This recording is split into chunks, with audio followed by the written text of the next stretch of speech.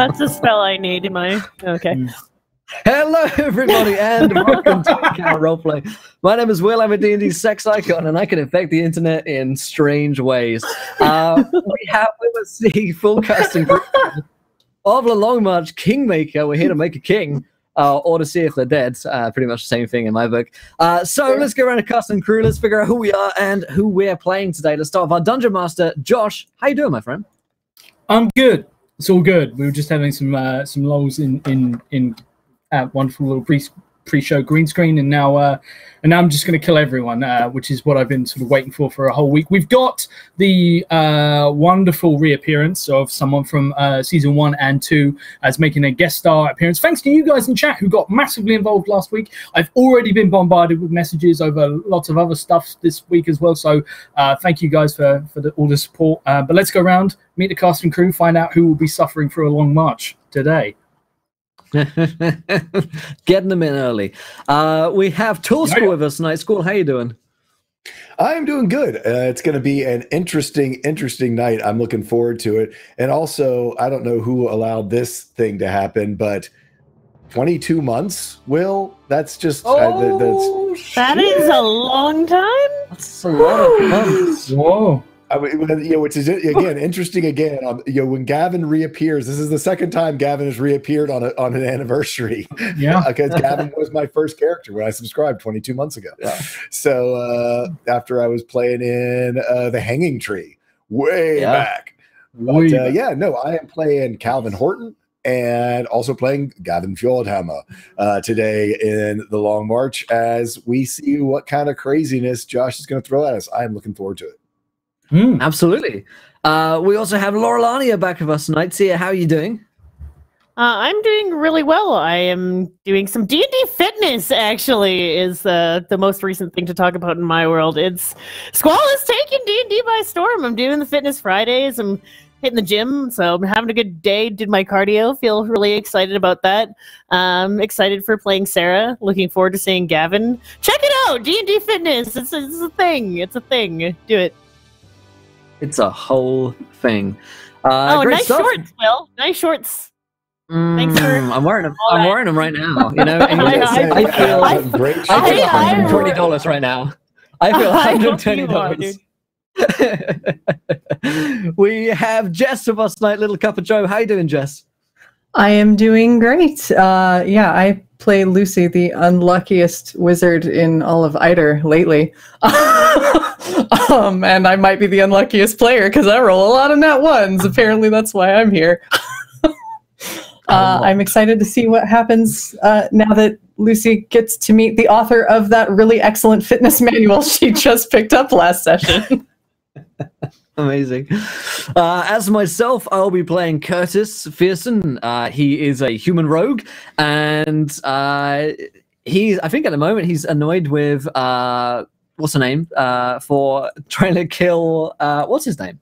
So couldn't be clearer if I tried, honestly. I'm super in the moment.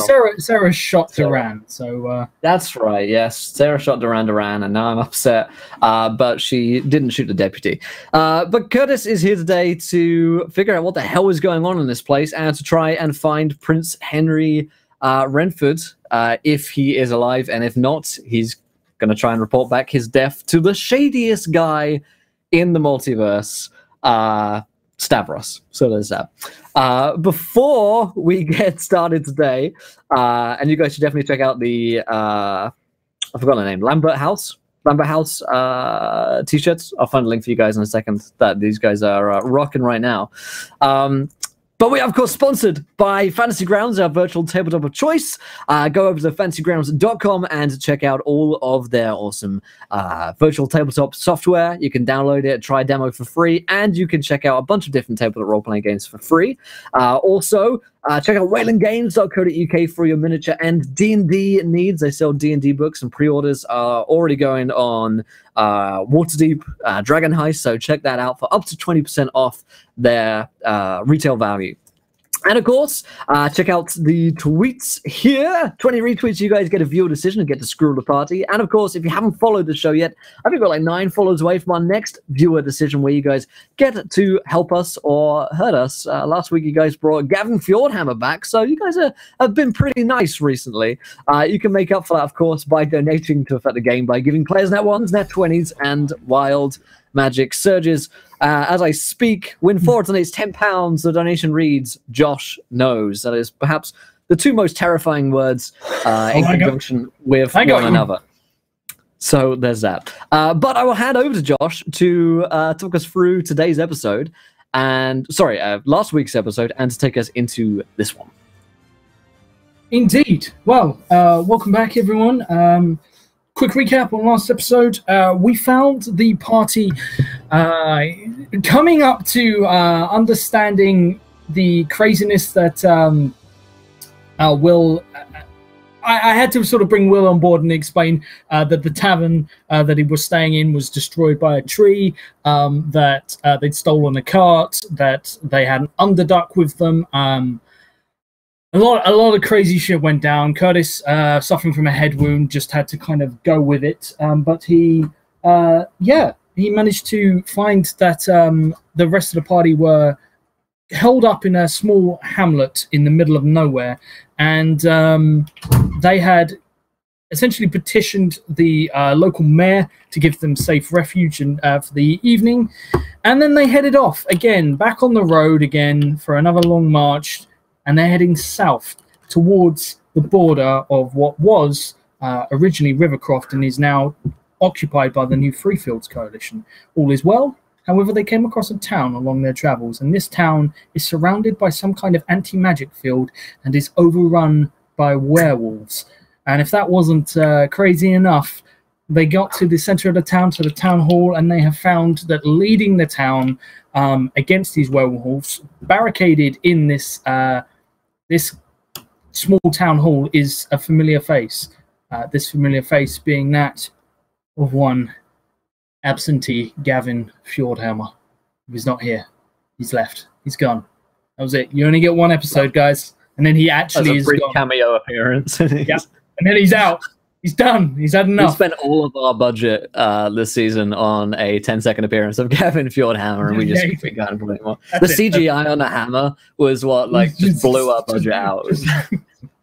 So that's it. Like we'll have to flee the country. Funniest thing that has ever been said ever. Oh my goodness! He looks like the Scorpion King. Like it's 10 seconds. No. Old school. The joke you're not part of. The joke. So yeah, you you guys have found that leading the local village is Gavin Fjordhammer, no less. And Gavin, you find yourself standing side by side, surrounded by a few dead werewolves, with Duran, formerly of Duran Duran, the artist formerly known as Duran Duran. You find yourself standing near Curtis and Sarah, who has one hand clasped on sort of forearms together, and yeah, it's a tender moment. So, as people come milling forward in the chaos, someone just... Is it safe, Mr. Fjordhammer? Well, for the time being. What brings you, travelers, to this place?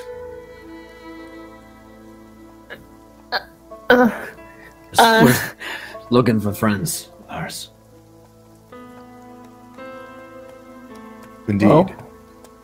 Well, I'm not sure if you'll find them here. I hope you do. There are not many left that were once a part of this place. We tried our best.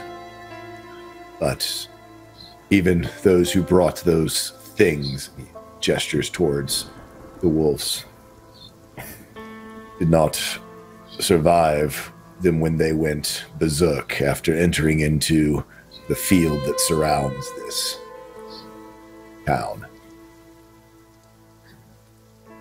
How long has it been like this?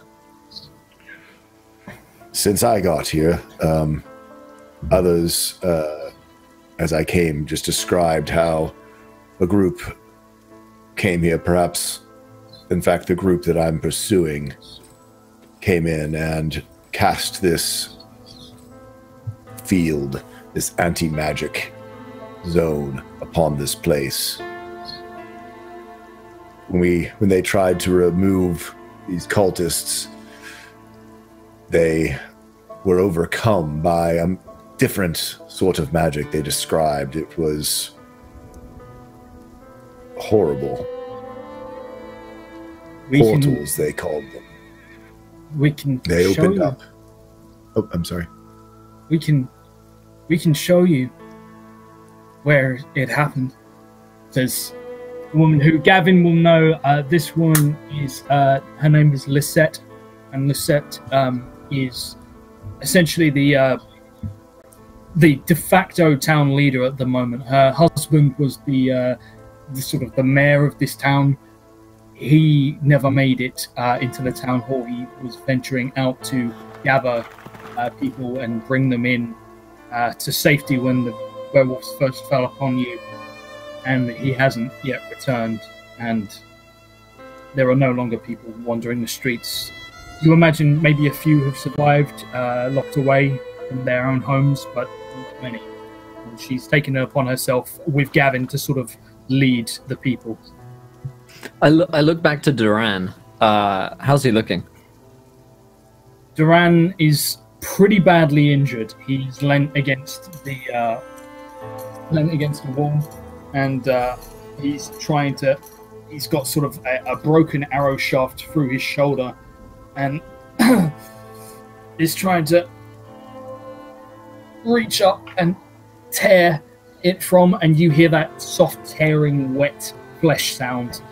And as that happens, because so far it's gone so well, I'm going to let you guys know I have 4 wild magic surges that I've been told I can dish out anyway, because I've just got 2 there from Shadow Rodney and 2 from Cora. So, I mean, only 1 wild magic surge, and then an advantage for everyone in the party from Rodney. Yeah. Oh, okay. Right. So 1 wild magic surge from Rodney there, and advantage to all of the players. Thank you. There we go. So 1 advantage to everyone, and I will. He sort of she looks around and says, I can show you where they attacked. We were trying to take Gavin there when they set upon us. Lucy will step up and raise her hand. If you wouldn't mind, I'd like to see that. He nods and looks around, like obviously really spooked. You can see that she looks quite injured, but she doesn't look like she's been bitten. She's got one of her arms is badly bandaged up, but you would imagine, Gavin, you will know she's not infected, to the best of your knowledge. It's a broken arm from sort of being flung aside by one of these creatures as it rampaged through the town. And Duran pulls himself up, and it's like it's in that point on your back where you can't reach yourself, just on his shoulder blade. And I mean, Gavin would, it's Gavin. He's going to help out, even though he doesn't have real healing. He can certainly do a medicine check. Yeah, try to help this guy out. Let's see. 8 plus 5 is a 13. On a 13, is probably gonna. You do an okay job. Sort of, you pack the wound with some herbs that will sort of take some of the swelling down, make sure that it doesn't get too infected, and sort of begin to bandage where he's been. Sarah's gonna go over and help now that she's had her golden night moment. She sees Gavin going over to help him, so she awkwardly tries to assist. And Gavin will, certainly, have her, hold this for a moment. Have it ready once I get this out, and he'll probably take like a pair of his like blacksmith tongs to like pull the arrowhead out. It's going to hurt. You need something to bite down on. I'm assuming he doesn't, knowing Duran. Duran just shakes his head. And he yanks it out, and then immediately, Sarah, if you'll hand me that, and sort of let her be assistant. Sarah, roll me a medicine She's just check. staring at Duran the entire time, like absent-mindedly handing things over. He doesn't make eye contact with you. He just stares at the ground, allowing him the trio, the duo, to work on him. Give me a medicine check, Sarah. Let's see. Remind me who this woman is that we're speaking to, Josh. Her name 22. is Sarah. She's human. She is blonde, scraggly hair. Looks has a bandaged left arm. She is armed. She has what is just a lumberjack's axe. Nothing. You notice like there's a group of people who are armed behind her, but we're talking sort of like, pole arms and hooks and hook bills and really poor sort of almost farm equipment has been turned into weaponry as best they can. She nods to you. You see that on a 22, Gavin, she knows what she's doing. She's steady hands. She's doesn't sort of falter too much. She manages to grab sort of everything you need, and she holds the pressure. And she's actually quite caring, and she's not too brutal. She's got a knack for this. Have you studied with clerics or traveled with clerics before? No.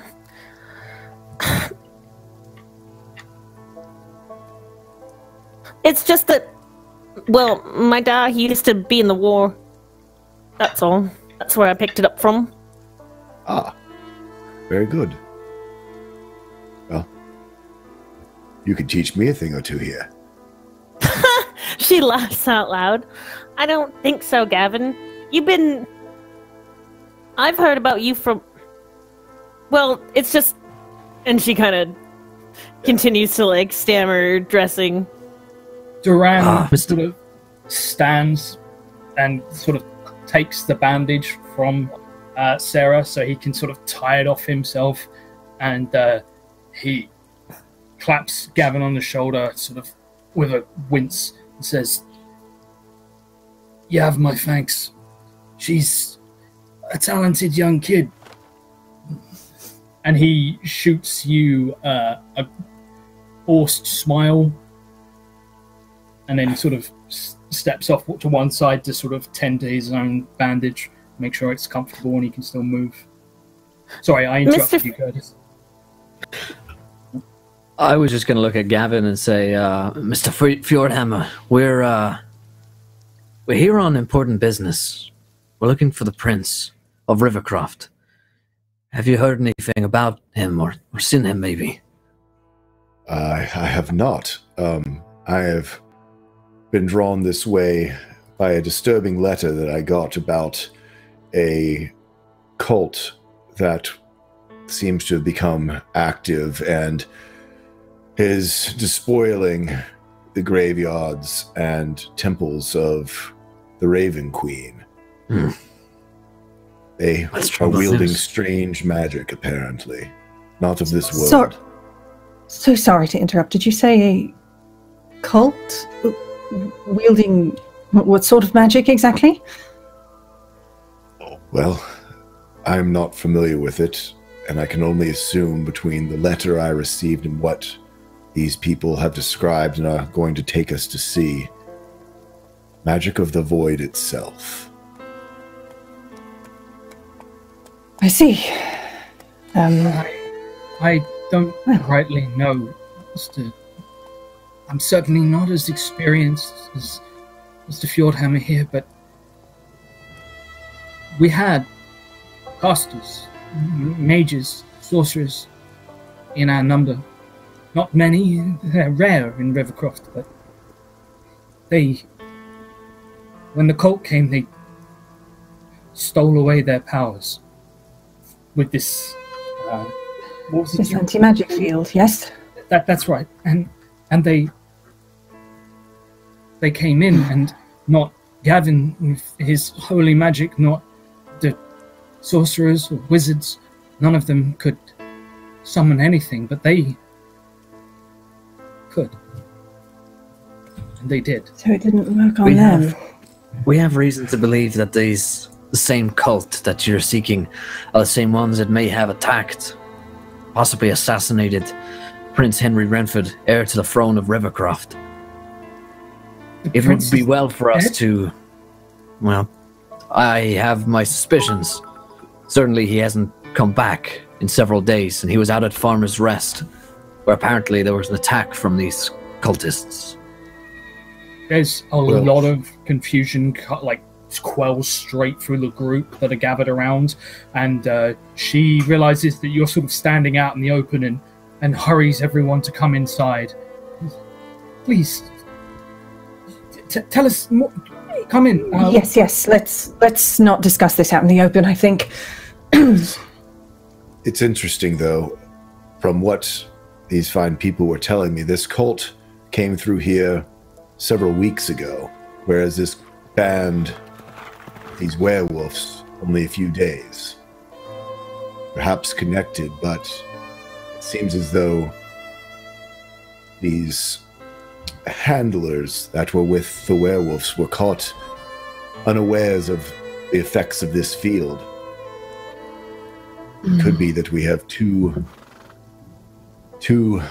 separate groups that have tripped over each other, in fact. That's not impossible. Or else they were sent without being informed of the state of things. As well, that could be true. You say that you can take us to the site where the temple was attacked in the graveyard. You just said gone. What do you mean gone? I don't have a way to explain it right now. I can show you. And he turns and says, Show us. Come with us. Yes. Yes. And I'll be right back, by the way. I'm just going to switch over from this to my new laptop, which just came in prepared. oh, fantastic. Okay. As that happens, just a quick shout out, Scrat. They were still on my head when I left your house, and I didn't realize till today when I went to put my hat back on, it was still on my head. I'm really sorry. I will bring them back to you. Please don't hate me. You said goodbye to me face to face and didn't notice they were on my head, and I drove the whole way home without realizing it. Took my hat off when I got in. Don't hate me. Also, glad to see you, buddy.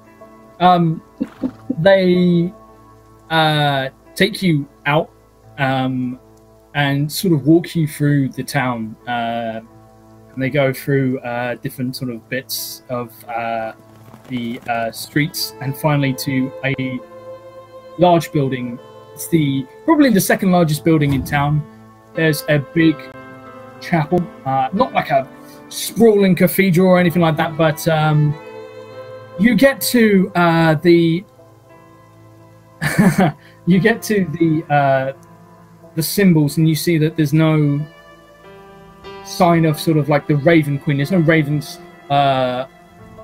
sitting atop the roof like they usually would when the Raven Queen's worship is like you would usually see sort of the birds naturally nest in sort of the eaves and that sort of thing, but there's nothing there, and there's no statues commemorating her. There's no words on the wall, but you do notice as you get closer that certain parts of the wall are completely smooth, and as you're stepping closer towards the doors, which have been blasted to pieces, that there appears to be a slight divot in the wall, as if a perfectly smooth, almost as if someone had taken a spoon and just cut through it. It's gone through it like butter, and there's no trace of rubble on the ground. And as you get closer, next to it there is a wrought iron small fence that runs around what was a graveyard, and there is a crater the entire width of the graveyard that is perfectly smooth, goes down several meters in the center, and is filled with water. You can make out that it looks as if, the best way I can describe it is if some huge creature has reached down with an ice cream scoop and just taken whatever that was and taken it away, because there's no trace of it anymore. There's no trace of, debris being flung everywhere. There's no impact zone. There's no debris that's damaged the rest of the building surrounding it. It's just gone. Well, that's unusual. Can I do any kind of Arcana check at all in spite of the anti-magic? Yeah, you can still to see if I can detect any. Yeah, Okay. Calvin comes up and just sort of rubs his hand against sort of the stone, just like, well, man, okay, ain't nothing left here. It's like spitting a skittle, just gone. Is my voice still coming through okay? Yeah. Yeah. Yep. Okay. I was just worried that I didn't want to be choppy and stuff like that. Sarah just kind of follows up behind, looking at the crater, having never seen anything like it before. Yeah, so Lucy's gonna kind of run her hands along it and just try to sense any feel of magic, and that was a 26. On the 26, you stop just short of walking towards this large crater and realize that you do not want to step into that. You don't want to be close to that. Whatever it is in essence it's almost the opposite of magic. And you get the feeling that interacting with it would produce unusual effects. For example, if someone were to walk over and just brush their hand against the stone, they might incur a wild magic surge. Still funny. You fell for my first of my booby traps. Give me a wild magic Mine is. This is great. Check it out. It's in the next chat.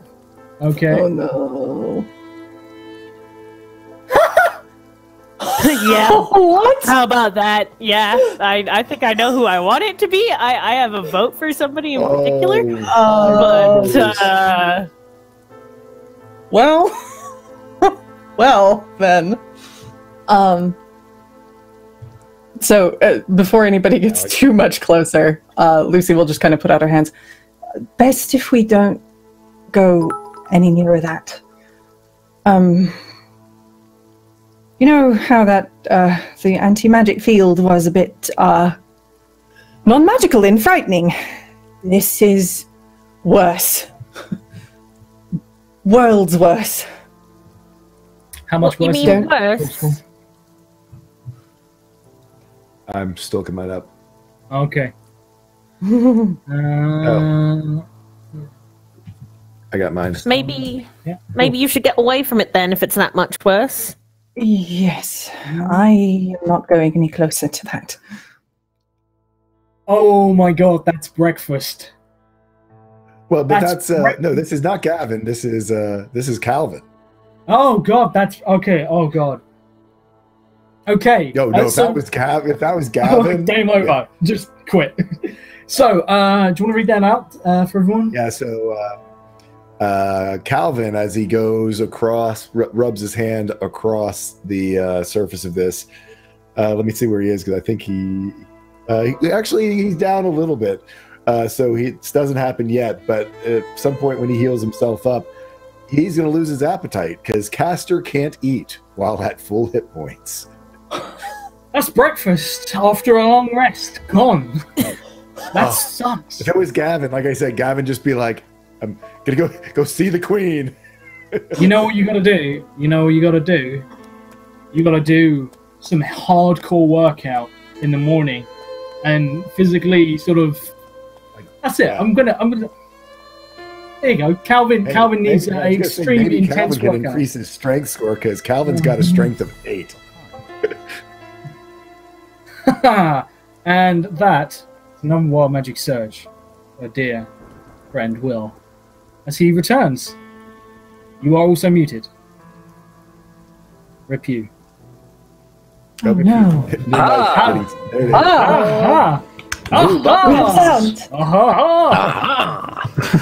I've solved it. Alright, let me get this wild magic surge up. This might take me a minute. Do our things in the meantime. So yeah, as that goes on, I'm going to say, yeah, Curtis is also close when this happens. So you notice that, Lucy, you realize that it's just the area around the crater that seems to be throwing off it seems to be interacting with anyone who has like pent up magic within them, in such ways as my ears, my nose, and my lips fall off. Oh no. Ears, nose, and lips. Good. Good. Look at times. Hey, welcome back, Will. Get fucked. Well, okay. As this happens, Curtis, you're standing near Calvin. Calvin, you reach out and you're reaching for this, and you hear Lucy say, "Maybe we shouldn't," and you touch your fingers against it. And as this happens, suddenly there is a and this. Oh no. It's not an explosion, it's the opposite. It's the absence of noise entirely, as it suddenly goes completely silent. All the air is snatched from you guys.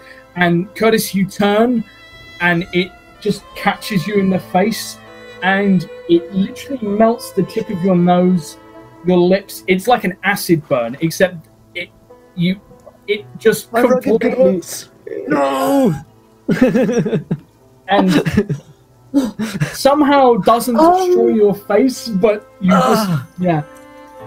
Oh, dude. It's cold. It's like frostbite. It gets the extremities. That's nose. Yeah. Oh, that's good. Cold of the void. Cold of the void. Oh boy. Fuck me.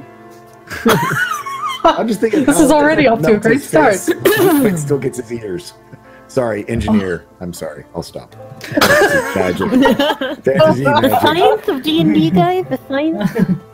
But Well, actually.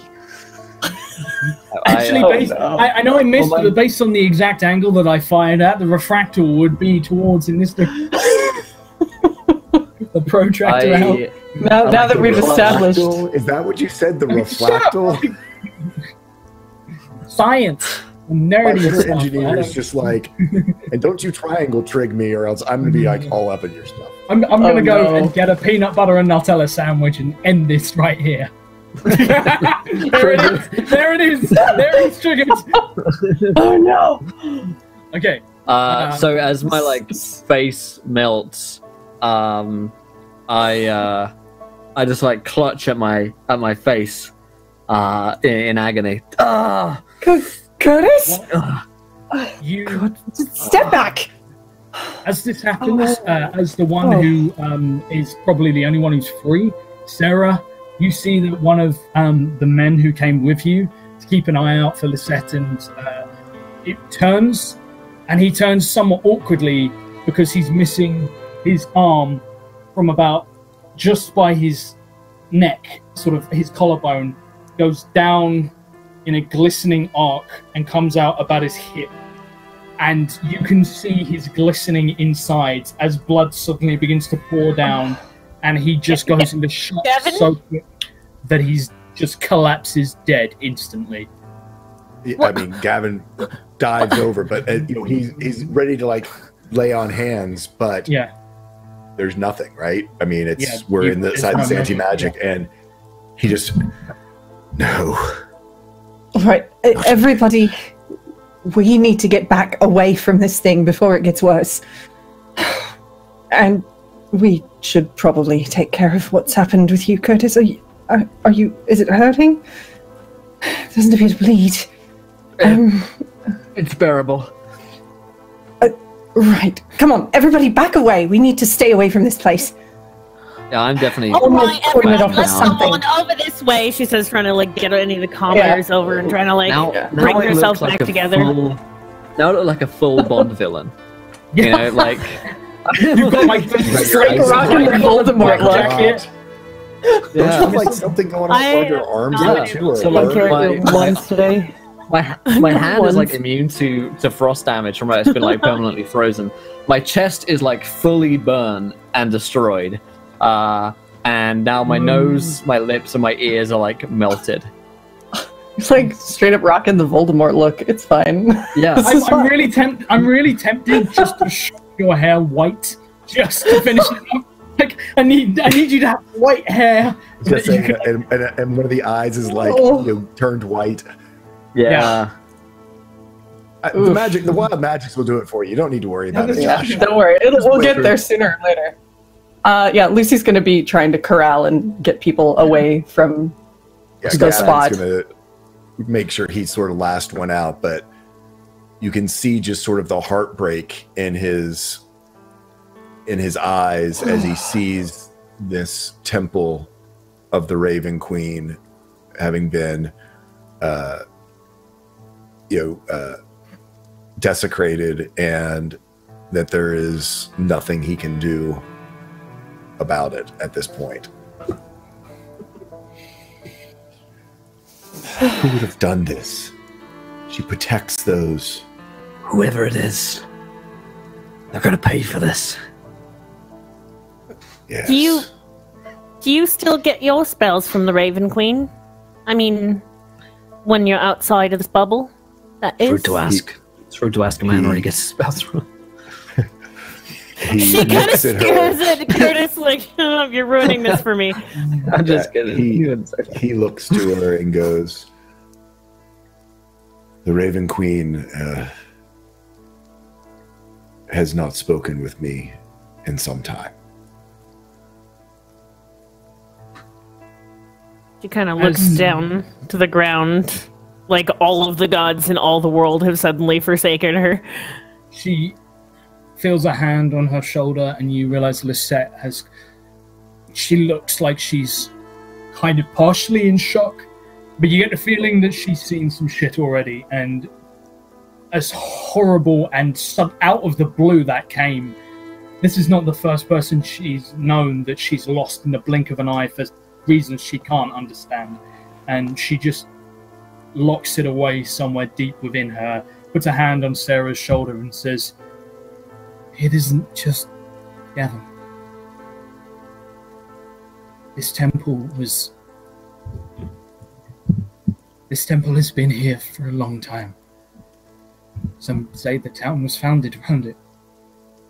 Does that mean that the Raven Queen is hurt? Does she need our help? I don't. Can we save her? She says, looking up at Mr. Fjordhammer.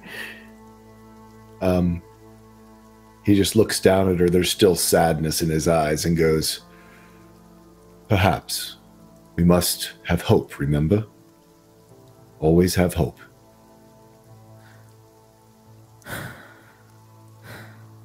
Okay, so someone's been screwing with the Raven Queen and potentially been messing with Croft as well. Seems too much of a coincidence for them. I don't believe in coincidences. Someone's been screwing around with us. Don't worry about those pots and pans. They're the Raven Queens. I can't Gavin, like Gavin's like Sam Gamgee, just has like so many pots and pans. Yeah. Just whenever he moves before you, Mr. Frodo. He's got like Agatha out. It's like time to eat. Yeah. You some sort of cult that is trying to sweep up the dead, or the anti-magic. These void guys, Gavin, I don't know much about them. Do they make sacrifices? Are they into blood magic? What kind of bastards are they? Well, Yes, a little more information would be good. I shoot towards Gavin because presumably he's like the guy.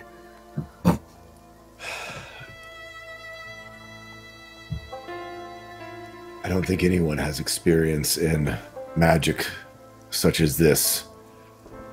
The only reason why I'm calling it void magic is I got a letter saying that they knew of someone moving against us in the shadow.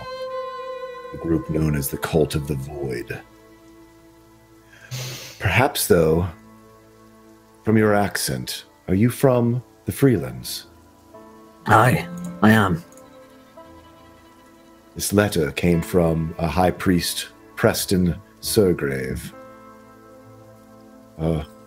You familiar with this gentleman? This... Give me a history Am check. I? Yeah. Give me 2 secs. 15. A 15? No, you're not familiar with him, but you do know that in the Freelands there is a city called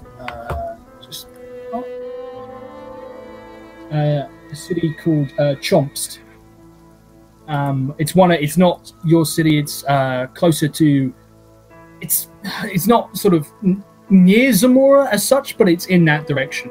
And Chomst is a city that is very devout and has sort of it's sort of a religious hub for all of the main religions on Ita, and there is sort of a huge temple district there, and a lot of religions have founded sort of by default their main sort of temples, other than sort of like the original ones that are sort of, a lot of them have places where different religions meet and greet each other and exist. It's a bit of a, it's almost sort of like the what do you call it, the cradle of civilization. Oh. What? The temple district. What would you call that? Cradle of filth. All right. Check them out. Okay. So like Bassahan. Yeah. Yeah. Okay. All right. I don't know him personally, no, but I know of him and the work they do there.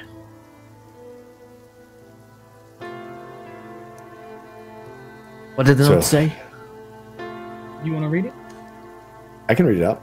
Yep. We call to you now to give us hope once again, for a great darkness has fallen across our faith. Though we remain devout and our rituals remain true, the Raven Queen's voice has been cut, and her influence in all the lands falters. In every temple, clerics and healers are without her blessing. Her holy knights and paladins of her will are without her divine words to guide them. Please understand, were it simply our temple that were without her voice, we would know we had fallen from her favor, and we would throw ourselves down at her mercy. But whispers come forth from all corners of Ita that the graveyards of her temples are filled with lost souls that lurk in the twilight, angry, lost, and vengeful. The gates of her domain are shut. I understand you are but a human, one man in an ocean of destiny, but she once smiled upon you enough to make you whole again. We ask now, as a faith in crisis, that you help us to find her again, before this becomes worse. Beware your travels, Gavin. Friends of the faithful in Iheart have told us that a cult has decimated one of her temples and slaughtered our defenseless devout. Someone moves against us in the shadows, a group known as the Cult of the Void. Ever vigilant, High Priest Preston Sturgrave of the Freelands. Well, that ain't good.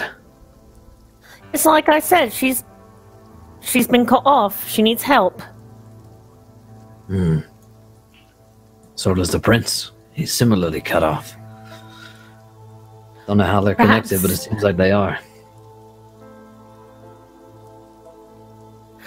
Oh. Yeah, our, Thanks for that clarification, Lucy. That's awkward. So, I'm going to change that. I'm going to change that. So, Israel links £25 to give a wild magic search to everyone, but 2 for me, because I'm special. And Enoch gives a magic item of the Raven Queen to Gavin. Thank you, my friend. I will Thank you. look at mine here in just a second. What do I need to roll for the magic item, or do we want to do the wild magic surges first? Everyone can roll wild magic surges, and as everyone looks them up, we'll have a scene where, Gavin, this is a decimated temple of one of your gods.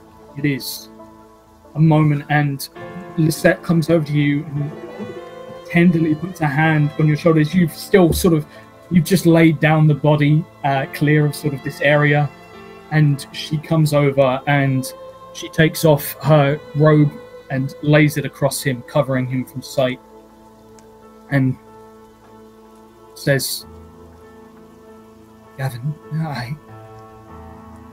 for everything you've done here, understand that it's been...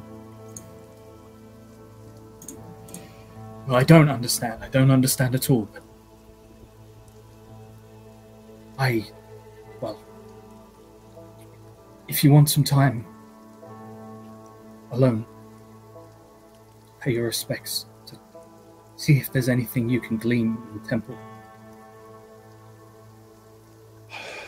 I will take a moment to see if there's any of her connection left here. I can, as you've told me, and you can see, that is one of her ancient spaces.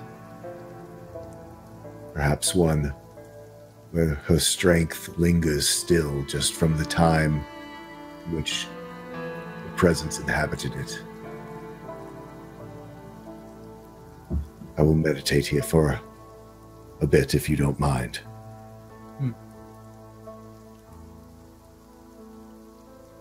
Thank you.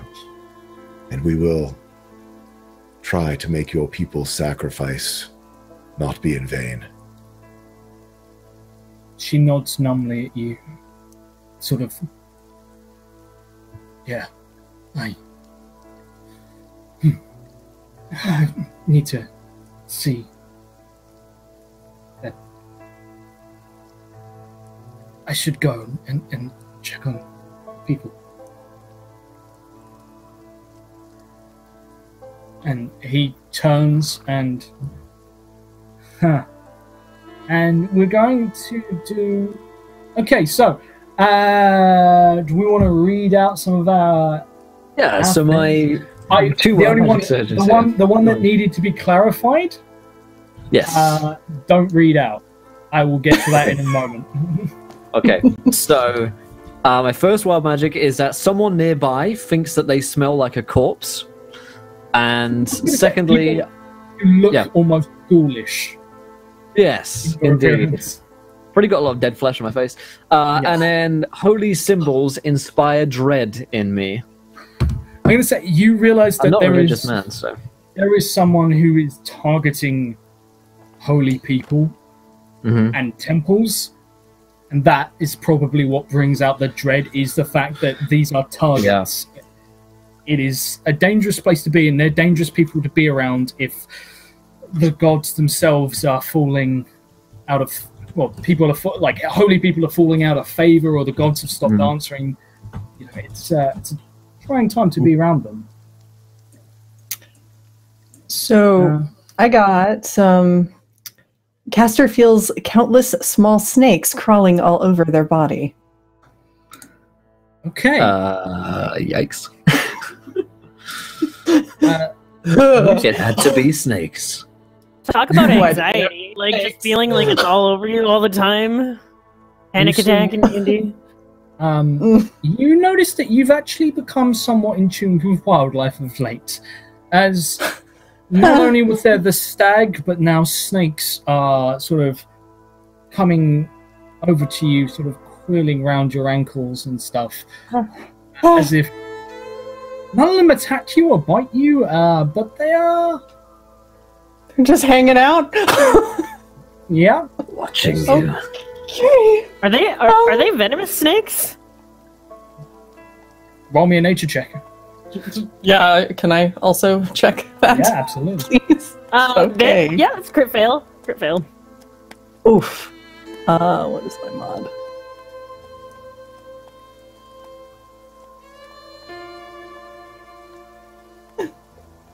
$18. An 18. Okay. On an 18, one or two of them are venomous. Lucy does not move. They yeah. So, do I see her covered in these snakes? They are wrapping around her ankles and calves. Okay, and- so I'll like get away from my like messed up nose and say, Lucy, don't move.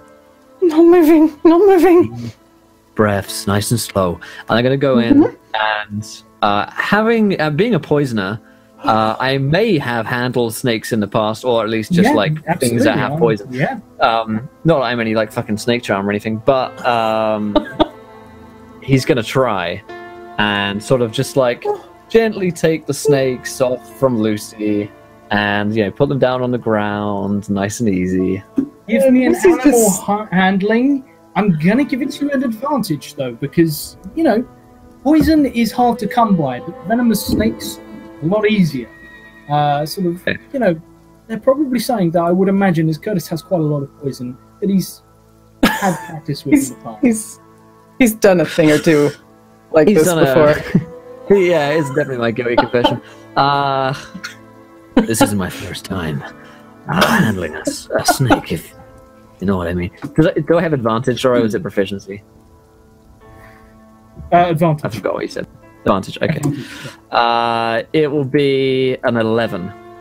An 11. You managed to get them off, but as you've sort of lowered one down to the ground, you take another one, and as you take it, you realize the first one has slithered back to her and is just coiled round her ankle gently, and it settles there with its head laying across sort of your toes, facing outwards, like some kind of garish ornament. Right. So, Lucy's not moving. Your cat is the finest rat catcher. How does he do with snakes? I've never had to try, but I can summon him. I don't think I can get Rick to come here right now. He's magical. Yeah. Well, it's hello. How many snakes are there? Lucy, roll me a d8. Oh gosh. Okay. They're not big. Yes. How many snakes are hanging out with me today? 4. 4 snakes. 4 snakes. Can I? 4 snakes. No, How many did I manage to get off from her? You got 2 off of them, off of her, but the second you put them down, they slither back towards her. Do you try and kill them? Can I? I was gonna say, can I shoot them? Really? Down my foot. I know, but if he takes them off, and as soon as he's taken it off, I'm just gonna try to not shoot Curtis in the head. How would you get That is like suddenly just shoot him snake in on the floor equals Curtis in the head? Can I? I mean, roll me a shot shoot at the ones that he pulls off? Can I use my advantage to make it natural? Yeah, you can make it natural. Okay, alright. That's 17. That's not... 17, yeah, oh my god, Sharpshooter? these things have like next to no, you just instant kill it. Nails it to the floor, and it... Nice shot. I line up another one. I looked at Curtis. Cool. Shrug. Curtis, No. take- Take the shot. Can I just fire 4 times and assume that's what we're doing here? Yeah. All of them hit, you kill all of them, and they are stuck to the ground. As, Lucy, whatever your affinity is for animals, it continues. For some reason. You think that we can eat these? Yes. Those are void snakes. Maybe they're sent by those cultists as a surprise for anyone that came into their temple. I wouldn't Well, trust then them. maybe shouldn't we like study them to see what they're made out of? Maybe we can learn a little bit about the void from these creatures. I want to see what kind of poison they have, seeing as we know that that messenger was poisoned, but that was some kind of purple worm stuff. I wonder if it's similar. I kind of look over my shoulder to see if Gavin saw me make any of the shots. What do these snakes look like exactly? Are they freaky looking or are they normal looking? They look like normal snakes to you. Okay. Curtis, I'll let you extract 4 poison vials. Just standard snake venom poison vials. They appear to be entirely normal. I can grab all my arrows that I can. Yeah, you can get all of them back. Oh no, Gavin's meditating. Never mind. Gavin won't chime in. So, thank you for that. I have no idea why animals are suddenly so attracted to me, but let's hope Maybe that it's doesn't. your thing, and because you can't bring your thing in here, but your thing is trying to get to you, so that it means the other stuff from the other thing is making it a really weird thing, if you know what I mean. Are you talking about, since I can't summon my familiar, that the other animals are coming to help instead? Is that Gonna look more or around, less- trying to see if there's any commoners. I mean, like your magic. Maybe because you're just trying to get to you. There's bubble. Hello? A fire distance for the things of the void.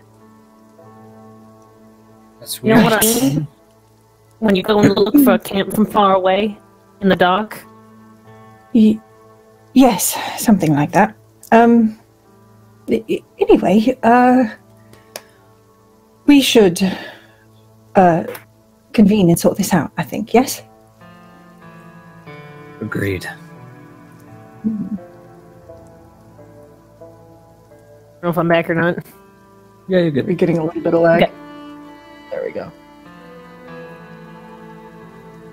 I just wondered if, like, Scratch Eye, did all of America just die? Like, tears started breaking up. Yeah, there was like... Toad Squall's frozen picture is particularly amazing. He's just absolutely fucking done. Good. Please, There so has- many people take screenshots right now and make memes of this. Like, look at his Disappointed face, Dan. it's so good. Just all smile, all of us It's so smile, good. look really enthusiastic, like, I can't.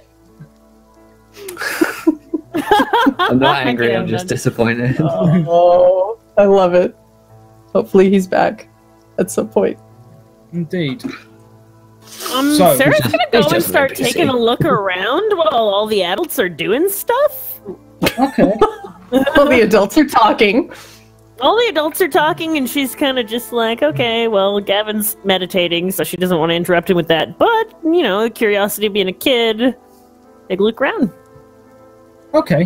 What do you... I tell you what, as you're looking around, you notice that there's a couple of these dead beasts. And as you head over towards one of them, I mean, they're...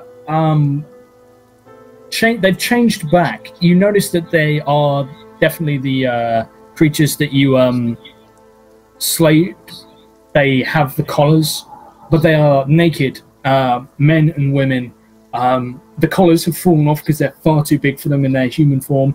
The collars, you can see, have vicious spikes that push inwards, that are coated with blood that seem to have sort of been piercing their necks, stopping them from being What? removed there. Huh. But werewolves wouldn't grow with those collars. Those would have to be put on them, right? I want to inspect those collars. Yeah, Neri? absolutely. Yeah, I can. Okay. I mean, because werewolves don't... What does Sarah know about werewolves? I mean... Roll me. You can roll me a nature or a history check. I need to roll one. 18. Nature. On nature. On a 18, you know that werewolves change in size dramatically. They are big. They are mean. You realize that the one that tried to bite you earlier, you just managed to sort of like, you know that your wound doesn't flare up, and by now you might have started to turn if you'd been bitten and you'd caught something, but they're bad. They're very bad. And whatever it is, it doesn't seem to be magical based, because they have sort of explained that people have turned even in the anti-magic field, and these werewolves were actually sort of changed into werewolf form during their time here. So, you know, you know a little bit about them. Is there something specific you're looking for? No, it's just the collar is weird to me as a player, but I Yeah. didn't know. So I'm going to gut open one of the werewolves and inspect its stomach contents, as well as the collar, I guess, and see if I can learn anything from where it was. I mean, I've heard my dad talking about that once. I've never really done it in practice to anything that hasn't been like a bear or something. Okay. Well, as that happens, we see you cut open this creature's stomach, and you stab into it, sort of pushing the blade through, and there is a ting sound. I reach in. Sarah's not really shy around blood and guts. Yeah, absolutely. And reach in to see what it is. What's the most money Sarah's ever seen in her life? That is when she's been hanging out with Howard and Goddard, because they have a ridiculous amount of money. So, but before that, I mean, she lived a really squalid life. So, have you ever seen anything made of gold before, like carved of gold and forged of gold? I think she might have seen like gold inlay, gold filigree, maybe. Filigree. I don't know how to say that. Sorry, my French is atrocious. Well, today's your lucky day as you see it for the first time, as you find a crown.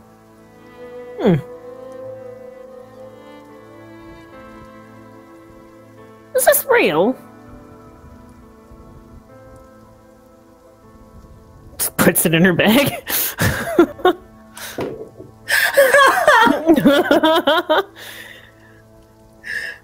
Sarah becomes queen of River Croft. you find a gold crown beset with few jewels, but it is a small crown. It's the kind of day-to-day, not a proper huge ceremonial thing. It's a day-to-day sort of deal. And yeah. Is there a head that goes along with this crown? It's just a crown. Okay. You find rotten flesh in there that is mostly gone. You find a few bits of bone that are still, but you don't find anything substantial. How close am I to the edge of the magic barrier? Nowhere near it. Damn. You are still in town. It is at least a mile out of town. It stretches. Well, quite a considerable distance out of town. I think that she's kind of musing to herself, capturing them and putting the collars on them and making them do things. Maybe. I should get back to Curtis and them. She looks around. Is anyone watching her? At the moment, you've sort of gone away from the group. Roll me a stealth check. Let's just see. 20? Yeah, on a 20, no one seems to have noticed you. All right, then. And she's gonna kind of jog back over to the rest of the party. Okay. As you guys regroup, Calvin mentions quickly that he's just going to check to make sure that Gavin hasn't died in the temple. And as he steps away for a few moments,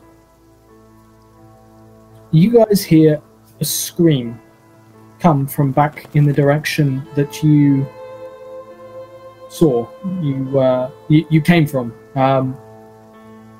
There's some sort of chaos that is erupting back towards the town hall. Is that close to where I am? Because I ran off while they were talking, so it's back to where I am, so I'm close to it now? Yeah, you're all about the same distance away from each other. As I am going to head on over in the direction of the screams immediately, thinking that perhaps another one of these beasts is out. I'm going to try and do so sneakily. Sneakily! Well, Lucy will look to Curtis and start making her way that way as well, if he looks like he's game to take off in that direction. I assume Curtis, as we're going through some technical difficulties here, Curtis will probably come with you. And you guys come round to find... Hello. You guys come round to find that there is chaos erupting at the town hall. And someone comes out covered in blood, sort of over sort of their chest. It looks like it's sprayed across them as opposed to having sort of... It doesn't look like they've sort of been torn apart. It doesn't even look like they're wounded, but they look stunned. And they are staggering out on the steps, leans against... Oh, hello! We have a sports school. Leans against a column and is just violently sick all over the steps in the grass, clutching hold of some like basically claw marks in the column, holding himself upright. And at this point, we'll have Calvin sort of has rushed up with the rest of the party as well. You heard a scream, Squall, as that's come back from the town hall. Someone has emerged, covered in blood, has been sick, but they don't appear to be wounded themselves. But as you come back in, it is pretty chaotic inside. Who's leading the group forward? Lucy took off running only before just giving Curtis a look, so she might be at the front at this point, if he didn't try to pull her back. So, depending on who's I'm trying to lead. I'm trying to hide around the side of the buildings. I had wanted to get away from the rest of the party, but I guess I would run back towards them with the scream. So maybe me and Lucy meet up. Sure. Okay. Yeah, we meet up outside. Sarah? Okay, I heard screaming. We have to go and help them. We have to. Yes. Well, be careful.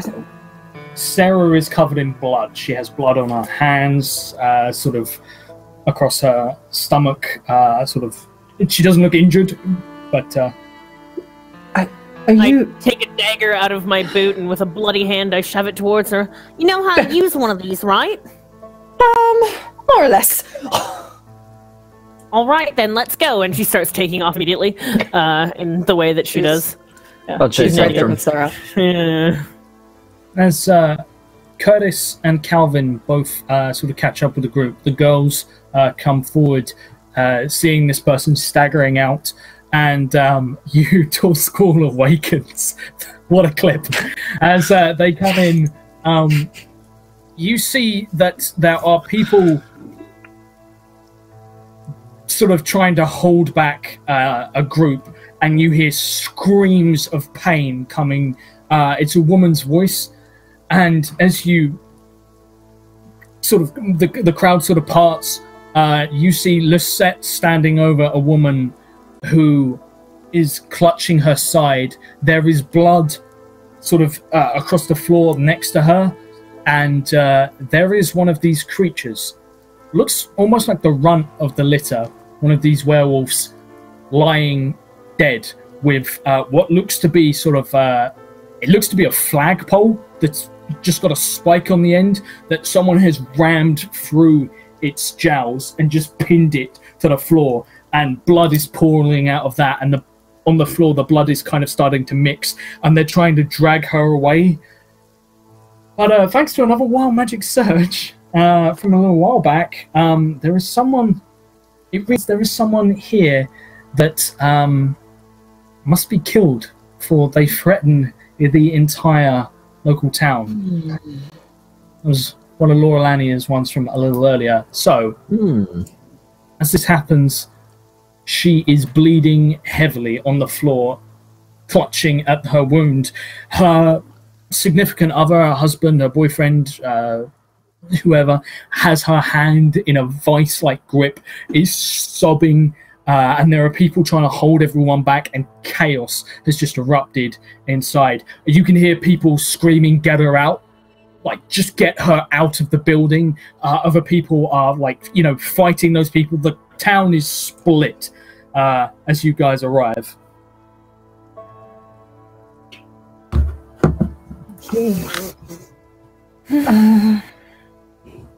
This does not look good. Can I go and help the person that's bleeding out? Well, first thing, is Gavin with them, or is Gavin still back at the Raven Queens? Gavin is back with the Raven Queens. And then was it Gavin or Calvin who... was it Calvin from Barding that he recognizes as lycanthropy? I remember one of my characters recognized that this was lycanthropy. I can't remember whether it was Calvin or whether it was Calvin. I thought it was Calvin too, from singing songs and stuff. Yeah. So Calvin goes, "No, y'all need to step away. Step back, everybody. Step back." I'm assuming it's a bite wound. It is indeed, it would appear, a bite wound. You can see there's blood on the snout of this creature and strips of flesh hanging from its teeth. And she is bleeding.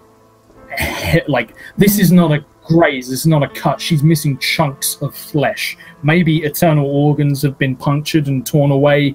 She is in all kinds of bad shape. Give me a persuasion check as people are all around you and you're trying to sort of command the people to get back. Okay, give me a second to bring up what my persuasion is. +8.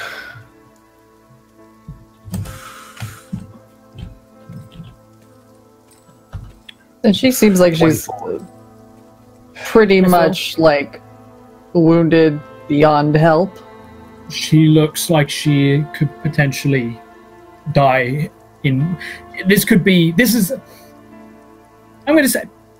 Lucy has seen some pretty nasty injuries in her time. Give me a medicine check. No. Sure. No, we need to back away.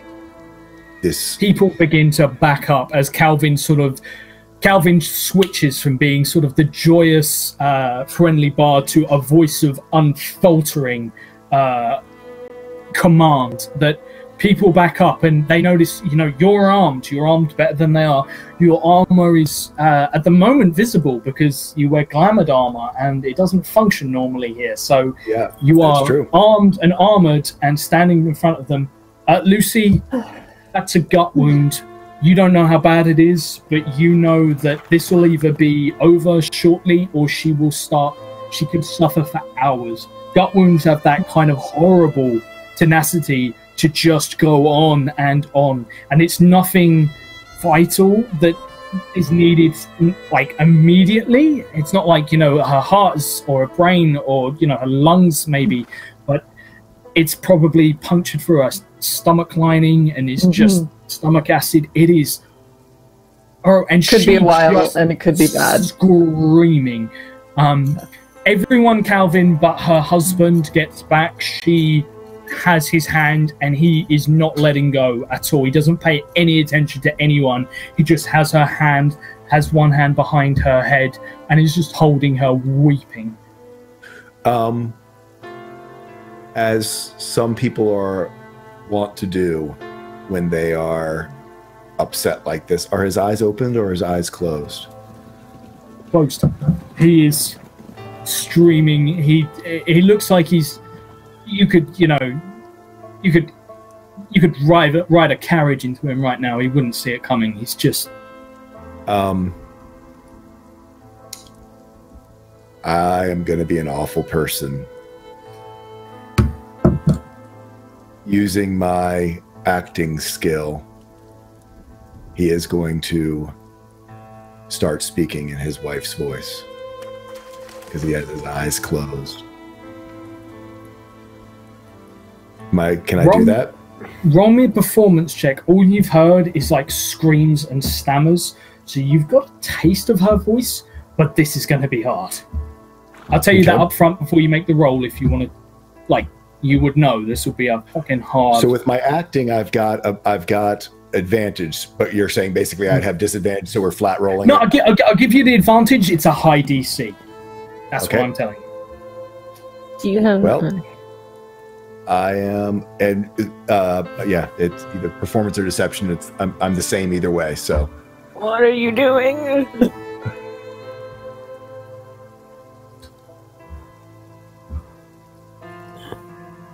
Sorry, I gotta enter it in. No, it's okay. I'm just holding my breath. Please don't. It's an 18. It's 22. 22. Okay. What do you say? Keep your eyes closed, dear. His eyes flash open immediately. She has no way of understanding what's going on, so she doesn't react. And he leans in and puts his head against hers. Yep, I'm throwing my voice and going, let me go, dear. No. You've seen what these animals have done. No, shut up. Please. I love you. I love you. You've made me the happiest woman. Stop. Live for me and let me go. If you stay, I could infect you. You will die. You must live on so you can remember me like this, not like some monster. I love you so much and our life together, but you have to let me go and save yourself. For us, dear. Let me go.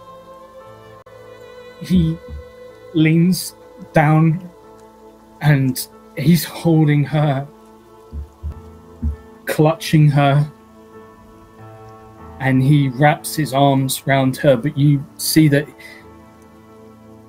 he slips one of his hands underneath her legs, lifting and almost staggering, almost slipping in the pools of her blood that's mingling with the warmth. He lifts himself up and turns, and she's just gone completely pale and stopped making noises. You can see that her hand is still clutching with a death grip on his, but she's still visibly clutching him. You can still see a erratic pulse in her neck. She's not gone.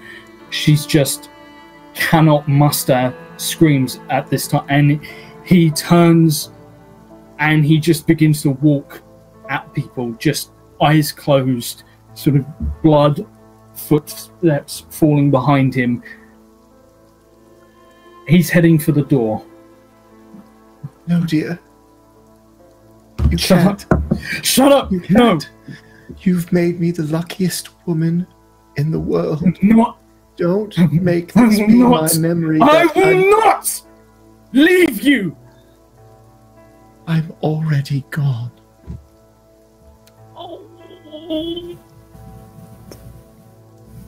So am I.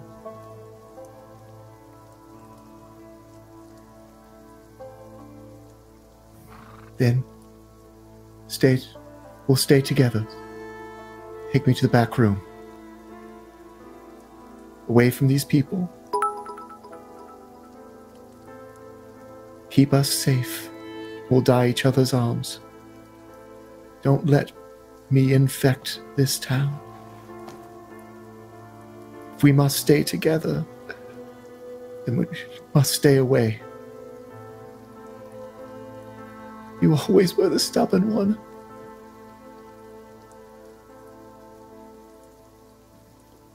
What's everyone's passive perception?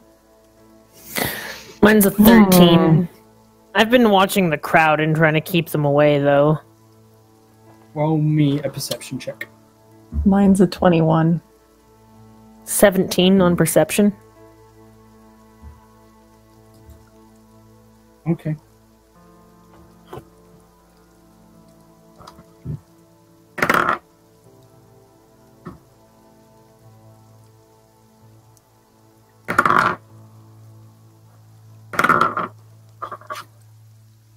He takes a few steps forward, and what was everyone's final score, sorry, on perception? 17 on an 21 active passive. perception. 21. Passive. What's your passive? 21 passive.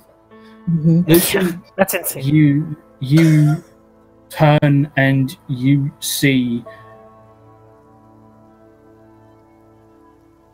from behind this sort of group, as the group has parted, you see Duran level a crossbow at this man. You have 0.5 of a second to react. What do you do? She's just gonna leap. How close is How close is he in relation to her? Like, could she get at him and stop, or probably not? No, you're closer to Okay. you're closer to this guy and his wife than Okay. Duran, who's standing almost in the doorway. Okay. She's gonna dive in and try to shove him out of the way. No! Roll me a dex save. Yeah, sure. The perception. Can I use one of my crit things? You're not 20s? One of my 20s? Yeah. Sure. Okay, I'll do that. You dive out of the crowd and push him to one side as the bolt tracks you, but he doesn't shoot. You move so quick he doesn't even fire, and you now are standing between this guy. This guy has sunk to one knee and is trying not to drop his dying wife. Blood is still sort of covering him. He's got it over his hands. He's left bloody footprints. The crowd parts and is now split entirely into two groups, some of which look like they might lynch Duran. Others look like they might rally behind him, but everyone stays clear of you, this woman, and her husband. She's gonna kind of turn and just block access to them. What are you doing? I'll make it. Leave this man alone. Both of them. We let them walk outside, and they're out there, roaming the streets. If there's anyone who didn't make it here, they might go after them. You think it's going to happen just that quick? At least let him grieve for a moment.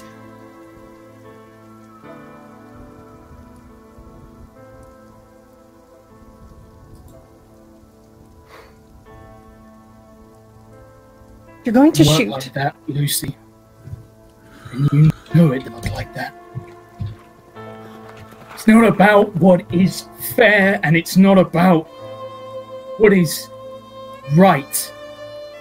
It's about what needs to be done. None of us want to be here. None of us asked for any of this shit. But they are now a threat to everyone in this town. And it's their lives versus everyone else's. Is that the way that you want it to be then? When someone's against you, that it's you versus them? Listen, we don't need to make this fight right here. I'm not arguing about what needs to be done. I'm arguing about how and when. I don't think... How should be quick and painless. When should be as soon as possible, because you don't know any more than I do how long that will take. I know. Then make it quick, because I'm willing to do the things that no one else here wants to do. So, since Calvin was doing this acting and aware, was trying to prevent in a different way what Duran is trying to prevent, because Calvin's very concerned about this. Can Calvin take the shot? Roll me a stealth check. Duran hasn't lowered... Yeah, roll me a stealth check. Ooh.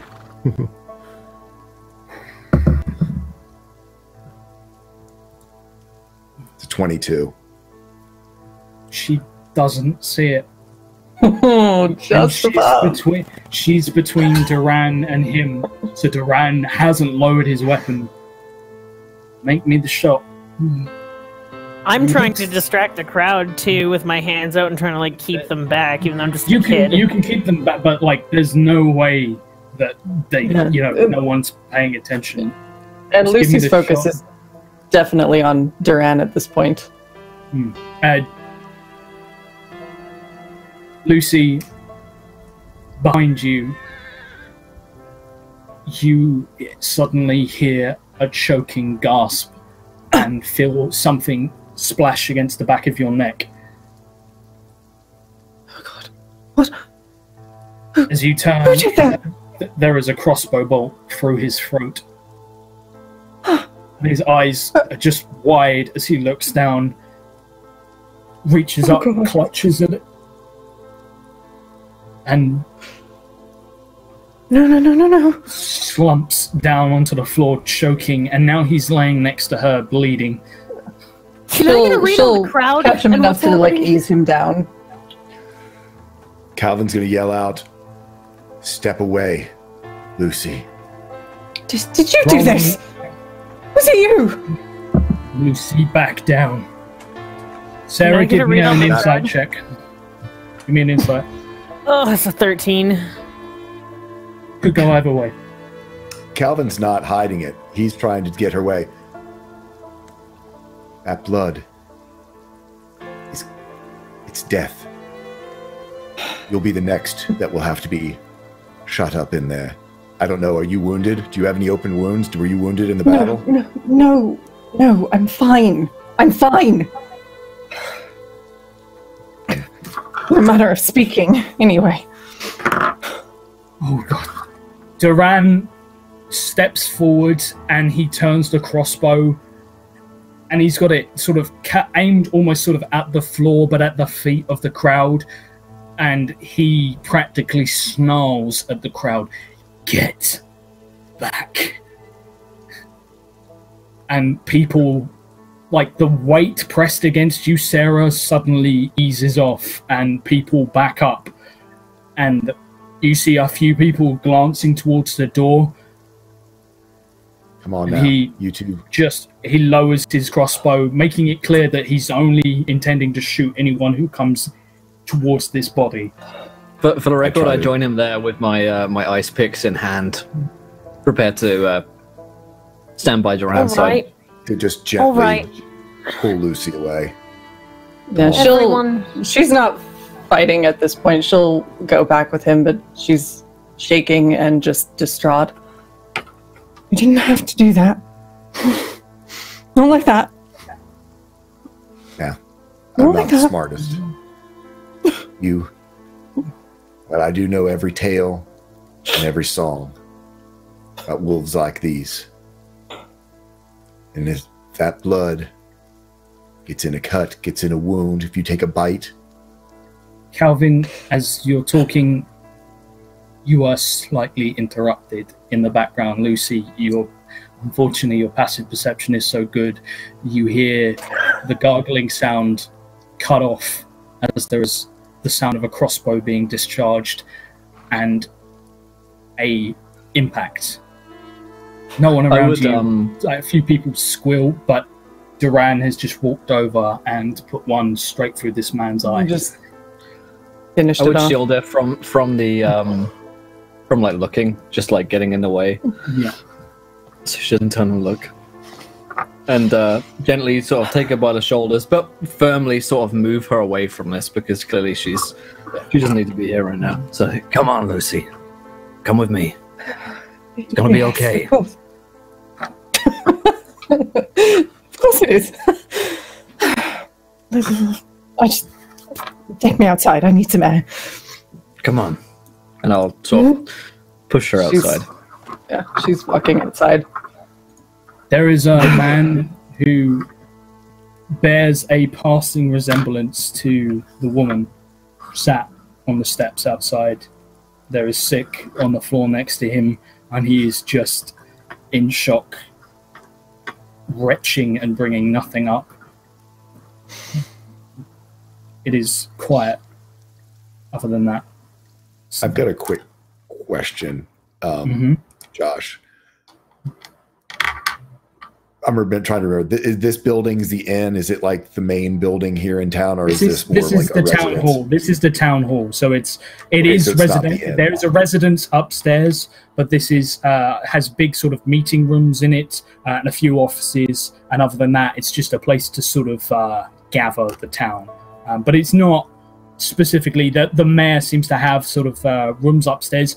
Calvin would only notice because he was shooting at the one on the roof, and you would have seen like curtains and what looked like the edge of a four-poster bed upstairs in one of the rooms. So there's clearly people, like the mayor lives up there, but down here it's quiet. What is like buildings that are close by? Are there not many, or is it sort of standing alone? It stands alone, but I mean no more than sort of 30, 40 feet. And then there's the rest of the town. Is there a specific building you're looking for, or just cover? No, because Calvin's standing in the doorway, seeing the corpse of this woman, this man, the werewolf in there.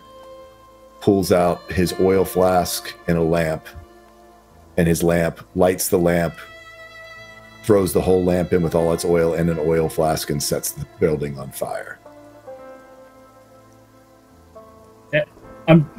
The town hall?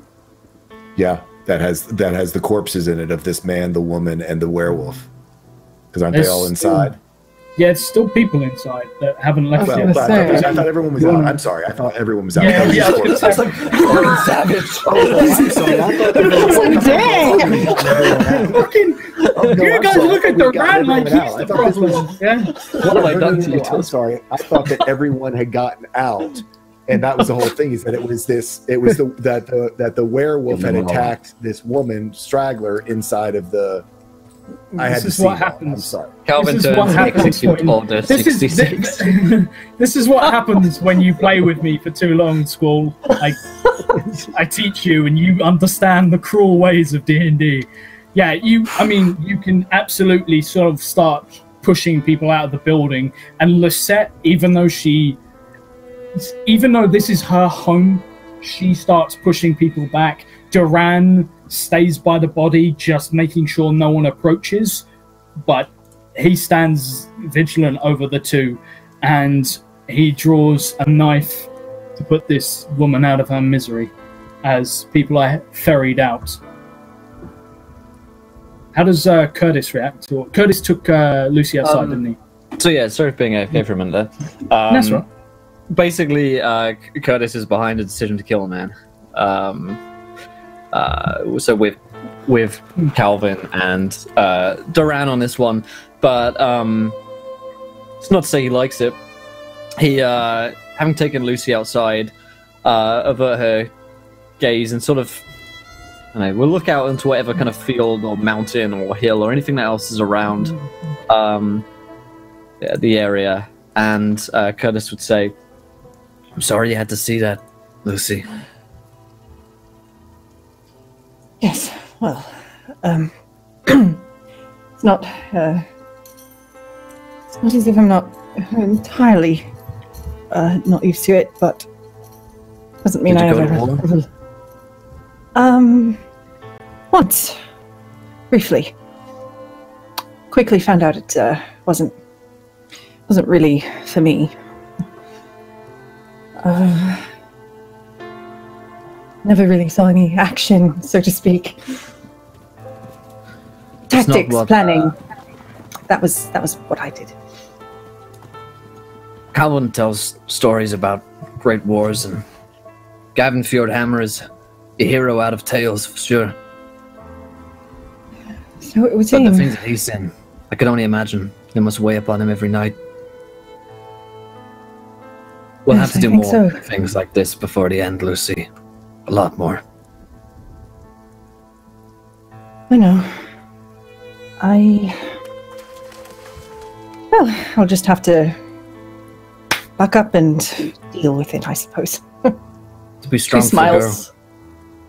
A little weakly, but it's a smile. Sarah needs you. Yes. Well, she needs someone, but it seems she's found a hero, so there's that. He won't stay. They never do. And when he's gone, we'll have to pick up the pieces. Yes, we'll have to... What are we going to do with all these people, Curtis? Where will They're they not our go? responsibility. Maybe Gavin will So look it's- after them. So we just walk in, walk out, and say good luck. Hope the world treats you better. Think of it this way. If we don't find the prince, how many more will die? Like this. Hundreds, thousands, maybe. It'll be a new war. Stay focused. Stay focused, I know. Gotta follow our mission until the end. We'll try and help these people as best we can, but I'm not sure that we can. I suppose you're right.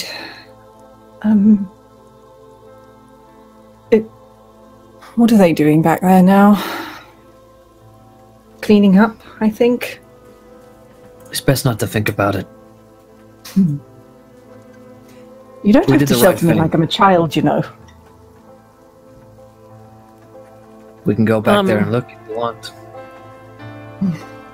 You notice that a lot of the people have already are now standing outside, not near you guys, like you're off to one side, but people are standing out in sort of the lavish, quite nice sort of front garden. I'm actually standing with the people, and Sarah remembers that Gavin said, or like, there was supposed to be like the Temple of the Raven Queen here before, right? So is it safe to assume that they would be followers of the Raven Queen? Not Raven all of Queen? them. Raven? Raven Cream, as we found out earlier. Raven Cream. You know that there would be some devout here, but it is more likely that you would know this coming from Croft, that just because a town is formed around the temple, it doesn't necessarily mean everyone in town is devout, but it means that people probably pray to her, and they certainly would bury their dead, and they'd have, you know, funerals of the Raven Queen, but they wouldn't necessarily be sort of like the holiest, most devout. The priests and the clergy certainly, but the common folk, I mean, between any of you, how many of you really devoutly worship one god, or do you just, in times of particular difficulty, turn to a specific god of a specific pantheon?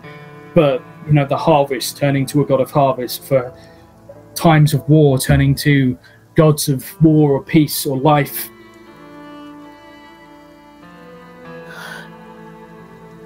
I was really little when my dad died, she says, trying to like talk to most of the crowd.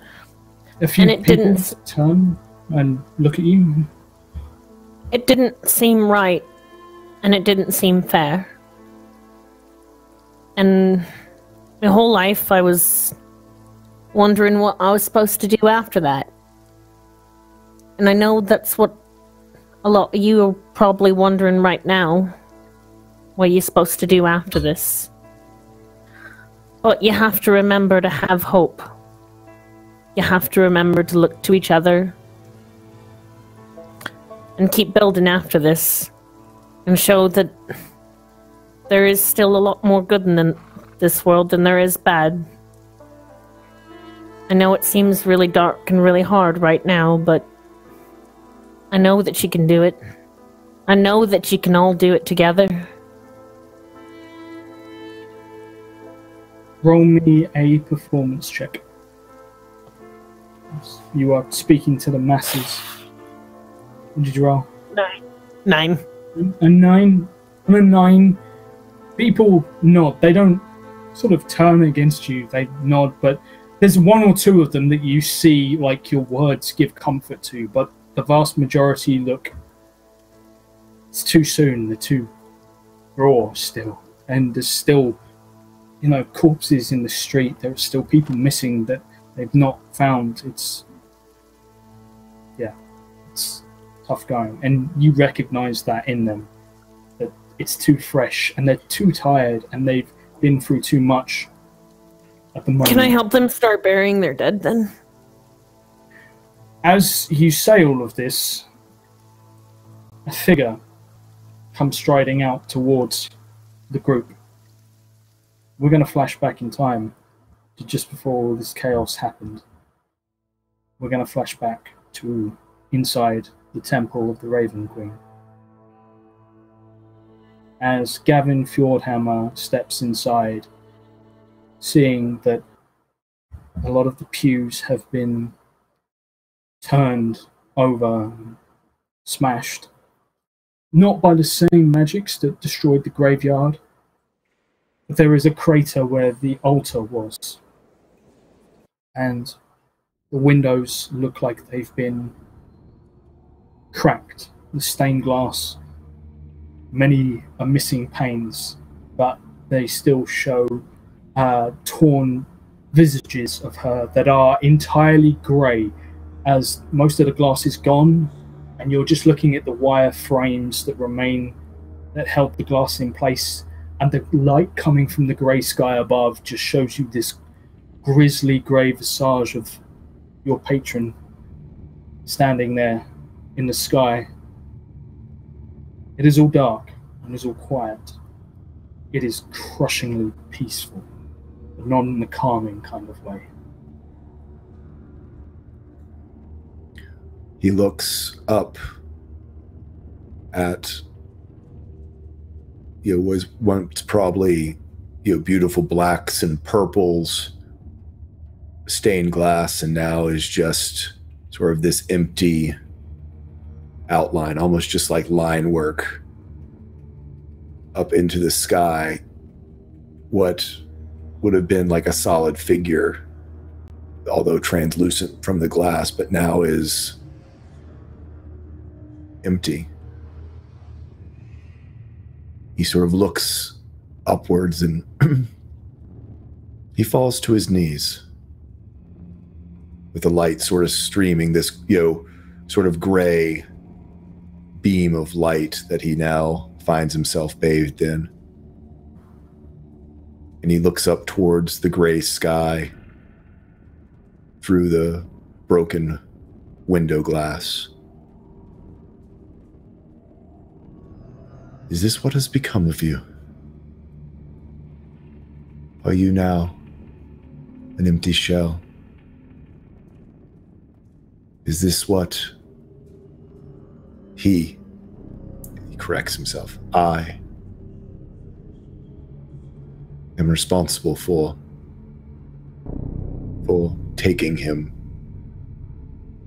into your realm?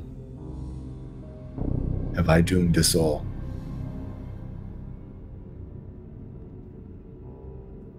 I want to be back in your grace.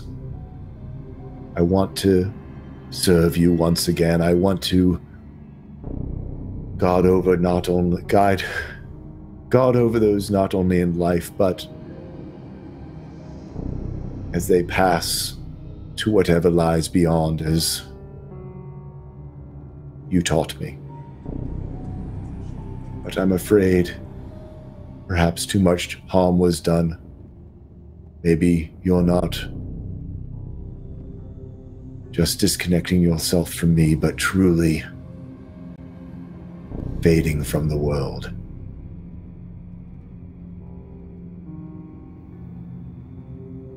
As you look up, your words, the only sound that accompanies them is the slight cracking of stone, as if the whole building is trying to settle, uneasy, unhappy, unpleased with events of the last day, week, month, however long it's been.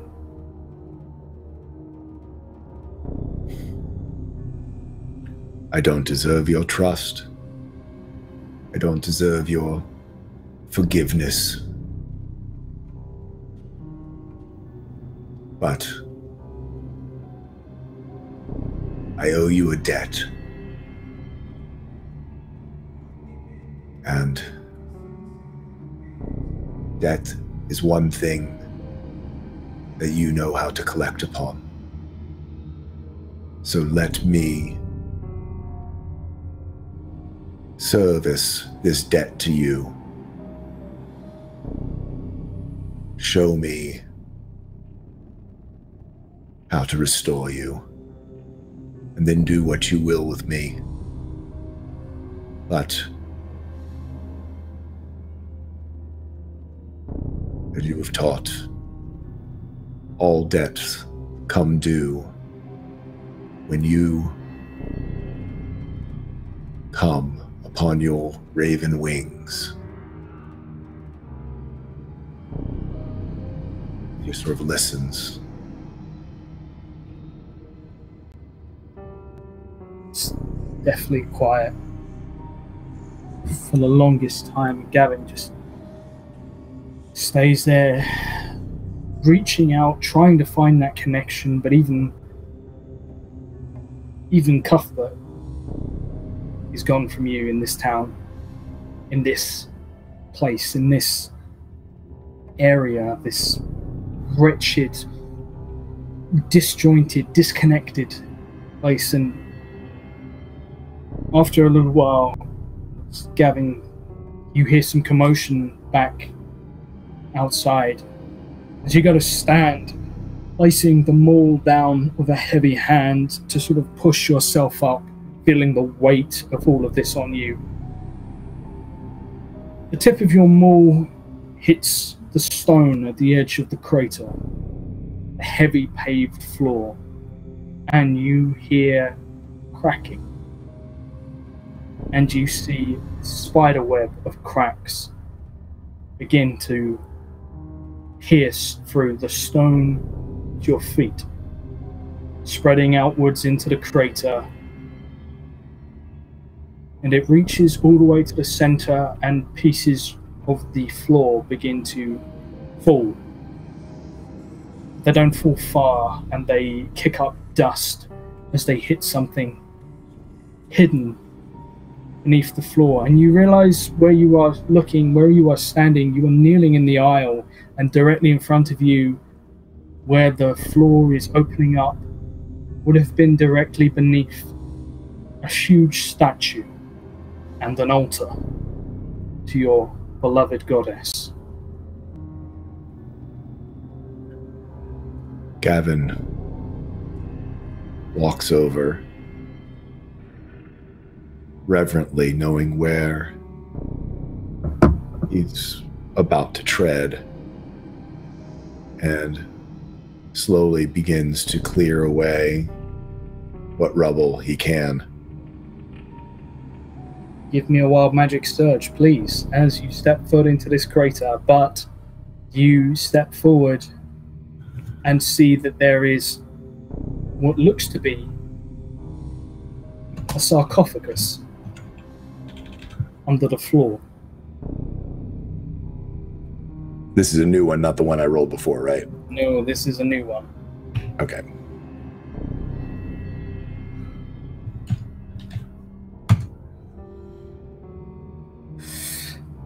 Oh my god.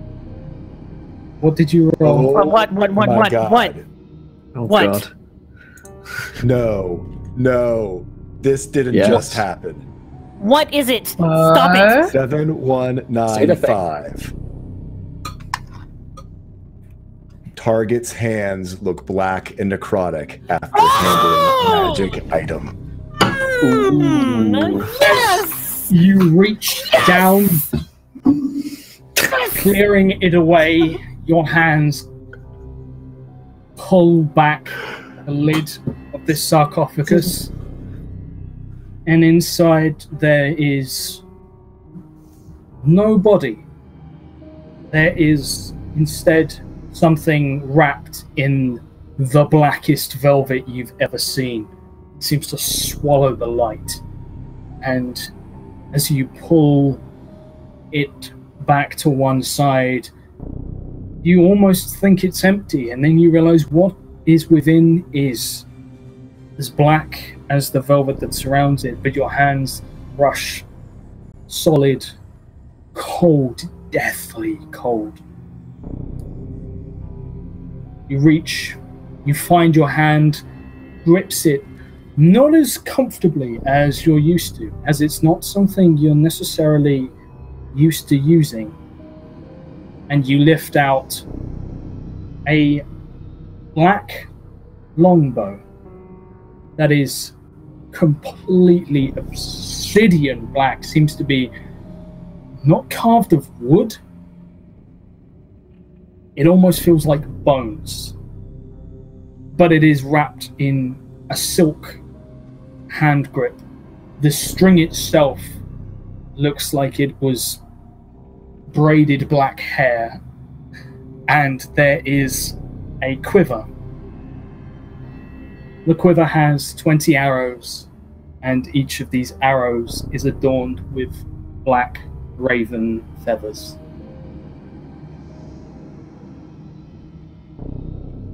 And your hands, Both as you of handle them, are the old hand. you pick them up. The hand that grips it, which was your...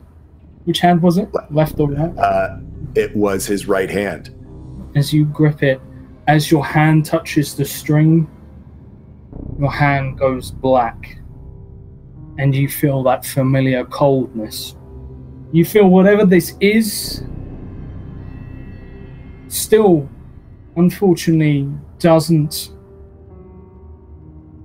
necessarily do everything that it's supposed to right now because of where you are. But you have found an artifact. As this comes from like 3 different wild magic surges that have all perfectly aligned. Aligned, yeah. As you lift it up. For those of you who don't know, this literally started 2 years ago. My little paladin of St. Cuthbert on a wild magic surge getting his hand chopped off and replaced with a necrotic hand from chat, a necrotic hand of the Raven Queen. Over the last campaign, I lost the connection and lost the hand of the Raven Queen. And then we had the magic item, the wild magic surge that says the next item that injures you is a powerful artifact, and your hand turns black and necrotic after handling a magic item. And Gavin, you feel that 10,000 wince. table. Yeah, you feel that wince of necrotic pain as it spreads up, and your arm, which was charred and has been grey and flecked through with embers due to having your arm regenerated by the blessing of the Phoenix last campaign. You now have your old arm back. Just as before, but suppressed by magic suppression in this area. And dice gods, man. That's just weird. In the stars, there is magic in that table. Also, at that point, we've hit a viewer decision as well. So that's scary. As you guys come back, there was a individual specifically here. You guys came for maps. It's the only reason you were heading towards this town was because you knew you needed a map of the local area, which you can absolutely get. That's no problem. But as all of this is going on, there was another reason that Curtis specifically wanted to come here. Curtis had a friend in town, someone who he used to share secrets with. Not necessarily part of an established organization, but a group of like-minded individuals who shared knowledge between each other because they had the best interests of their people, the everyday folk at heart. This is going to be a real simple one, ladies and gentlemen. Do they find Curtis's friend alive, dead, or wounded?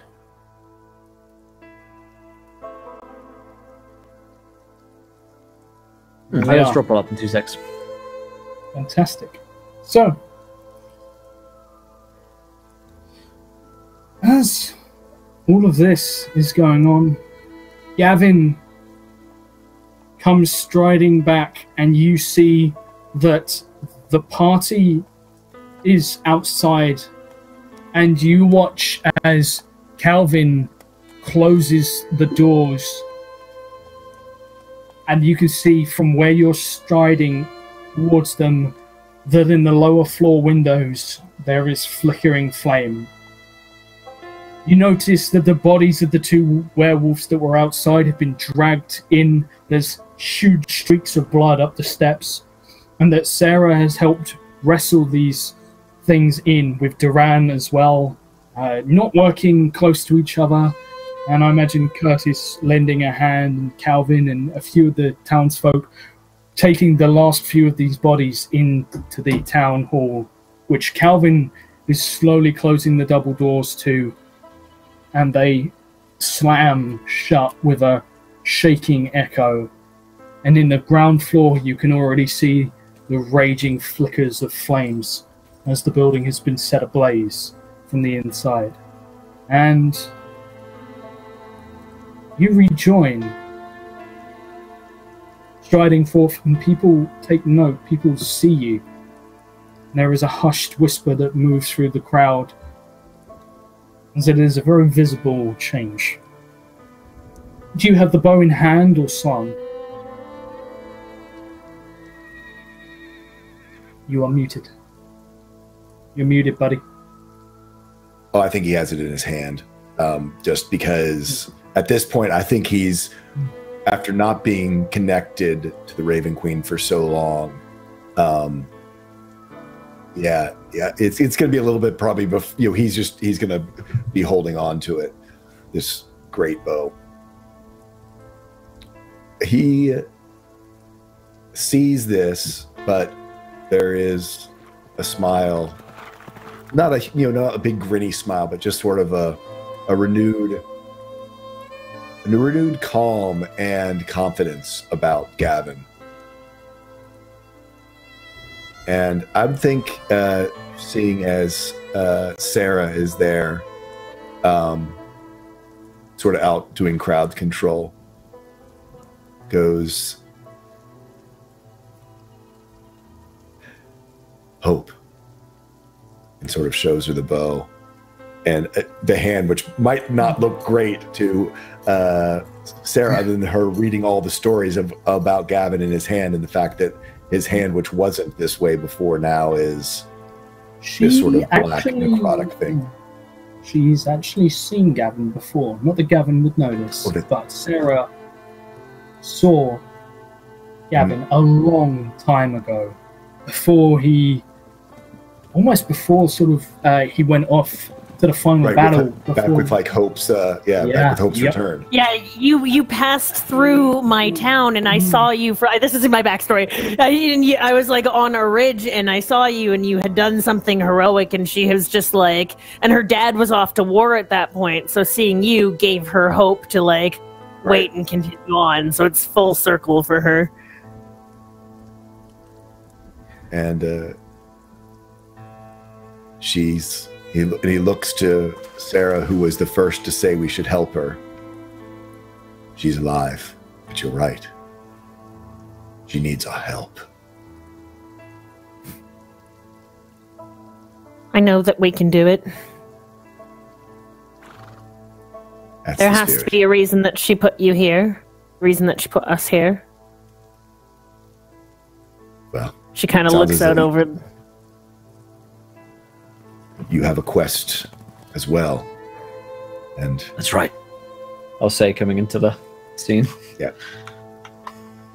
Well, I'll reach into my bag and I'll pull out the crown. Where did you get that? When I had cut open the belly of the beast earlier. This is why I was covered in blood. But it was inside that thing. She nods slowly, kind of puts it back in her bag, only really wanting to have shown what it was to everybody here. Gavin, if they do bad things, but then they try to help everybody afterwards, are they a good person? Or are they just bad? Trying to help themselves? Well, I have a long story to tell you about a dear friend. She thought she was as evil as they come, but turned out to be as good as they come. She nods slowly and kind of glances at Duran out of the side for a second. He's away, separated from this, in the process of sort of making sure that, he's collecting sort of weapons off of people to make sure they, don't do anything too crazy, and organizing parties of people, like making sure the right people have weapons to go and search for any survivors out there. But he's the other side of the garden, well out of earshot. I'll see you again soon, Gavin Fordhammer. I believe you will. I think our paths will cross once again. You upon your long march, and me on mine.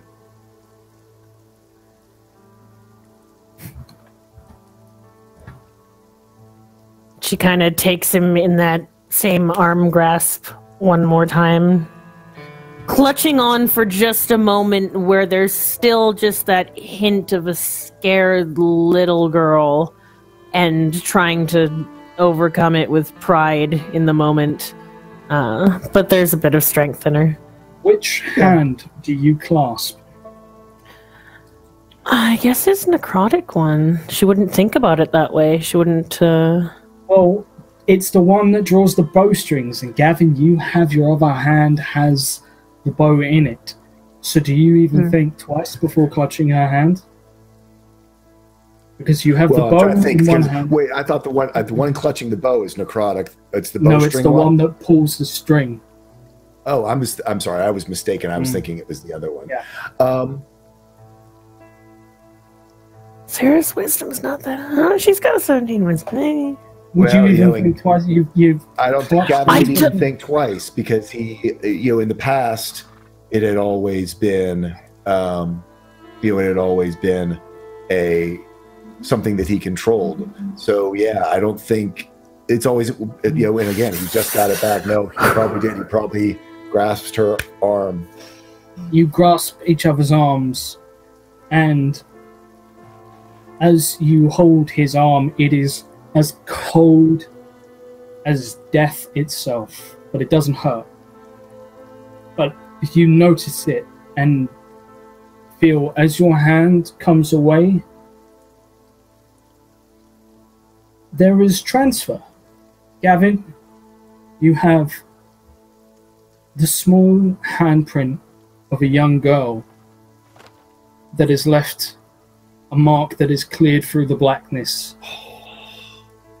And likewise, as you pull your hand away, Sarah, your hand, the same hand that would pull the bowstrings, the palm is black as night and cold to touch.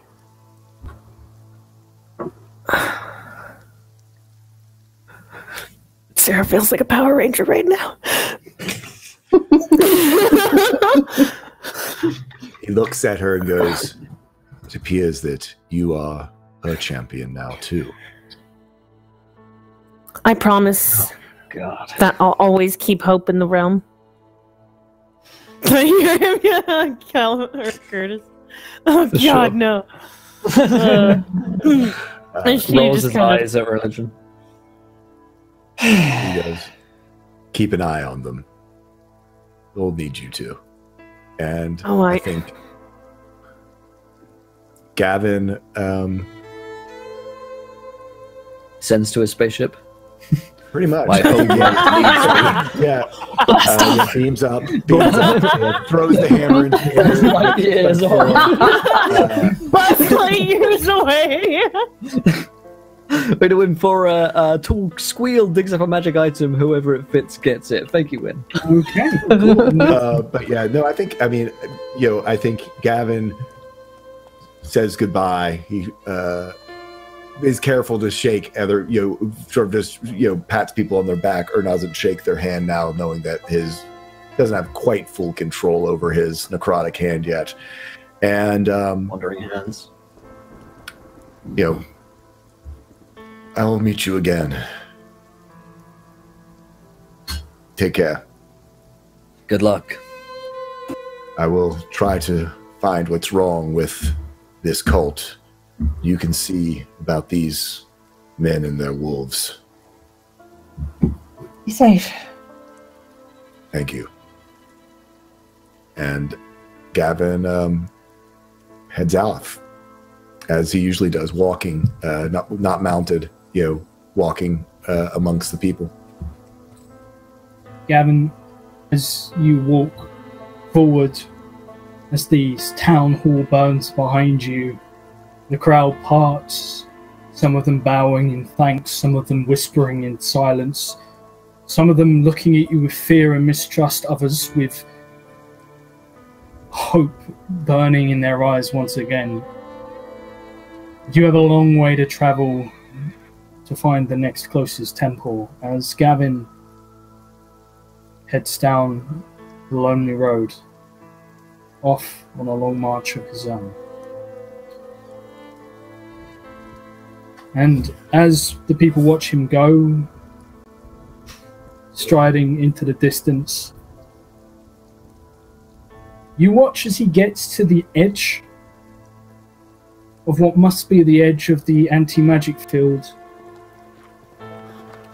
and there is a sudden burst of blackness, and what look like feathers float up into the air. Gavin isn't there anymore, as he vanishes from sight as the sun comes down to set. And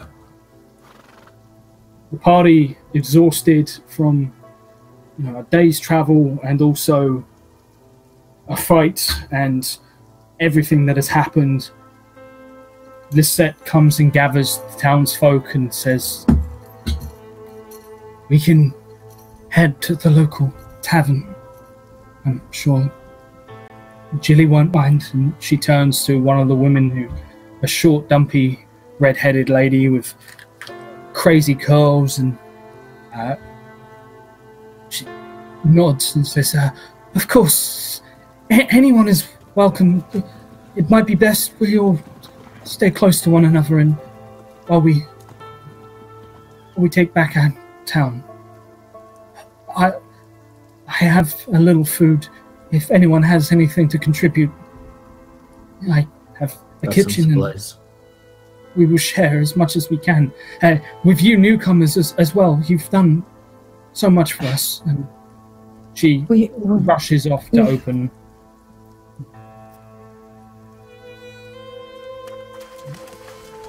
Lisette turns and says, Come with us, please." And as you guys are making your way back, one of the scouting parties returns, and Duran comes over and puts a heavy hand on Curtis's shoulder and quite forcefully, but not aggressively, just pulls Curtis to one side. I go with him, sort of assuming that this guy doesn't look like he's about to kill me. This might be my contact. He looks at you and says, You had a friend in town, right?" Who's asking? It's Duran. Duran. Oh, sorry. No, that's fine. That's fine. No, it's fine. It's fine. Duran. I thought it was your brother, Duran. Yeah. Yes, I did. How do you know? I think we might have found him. Give me to him.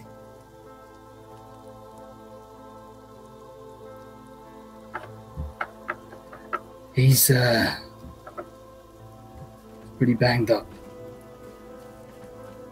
He said he had a word for you. Wouldn't Then I talk best to see him any of the quickly. other men. He nods. You notice that he's carrying a loaded crossbow, and Yeah, I draw out my ice pick.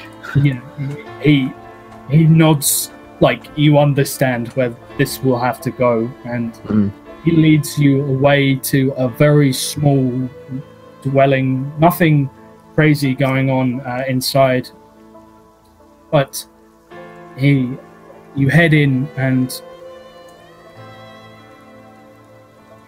you head inside, and there are two people standing either side of a bed where your friend is. You notice that the front door has been smashed, sort of midway up, as if something was sort of ramming it, but not sort of like swinging a blade at like the door. It looks like it's suffered multiple impacts, and you notice that his leg is bandaged, but already has bled through the bandages. He is deathly pale. He's got something tied round it, and it looks like he's tied it so tight that he's probably cut off all circulation to his leg, in a lot of pain, but he's still clinging on. And there are men standing either side him with essentially pikes waiting for you guys, as he looks at you and nods, seemingly understanding that it's time and that you've arrived, and he can remind me of this guy's name. I don't know. Everybody make it up again. Yeah. I don't think it was important. We'll call him Malkith. Okay. Malkith in the middle. Two guys I've said him. He's got clowns to the left. What the fuck is wrong with me? Joker's to the right. And here he is, stuck in the middle of you. Come into the room with Duran and look down at this guy. Malkith, how are you doing? He manages sort of a weak smile and looks down at his calf. I've certainly done better. Yeah. Can say that again. What do you have for me?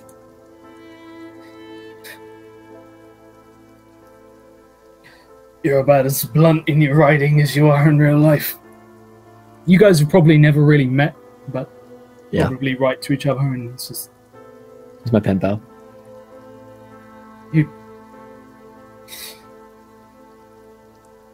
It's been a while since I've heard from you. Imagine it's been a while since you've heard from me. Get to it, man. You don't have long left. It's not been long since I wrote you, though. But I know my message didn't get to you. No. There are people out there hunting messengers, couriers.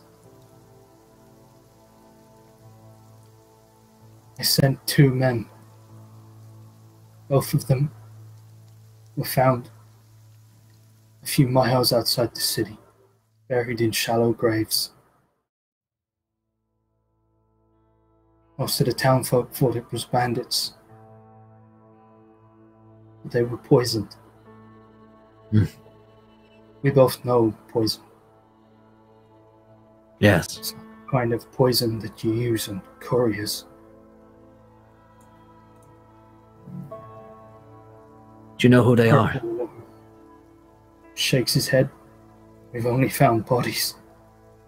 But they're killing anyone who tries to pass messages between the kingdoms. And now, no one will take our jobs. No one's willing to risk it on the open road. I haven't heard from anyone else in our network. No one else in the group has written or has managed to get a message through. Whoever they are, they're isolating us, all of us. And they're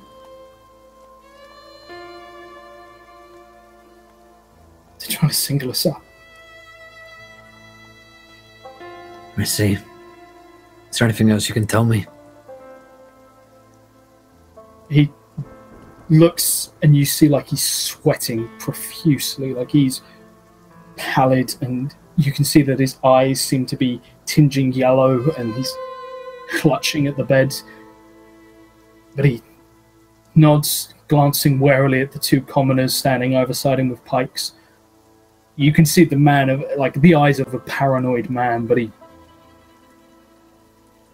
By the door, you'll find a loose floorboard. This... scroll inside. Okay. Last word I got from Brackendale. You need to read it. I will. I go to the floorboard and spring it up. Inside, you find a small amount of gold, paltry, sort of 5 gold pieces, nothing more.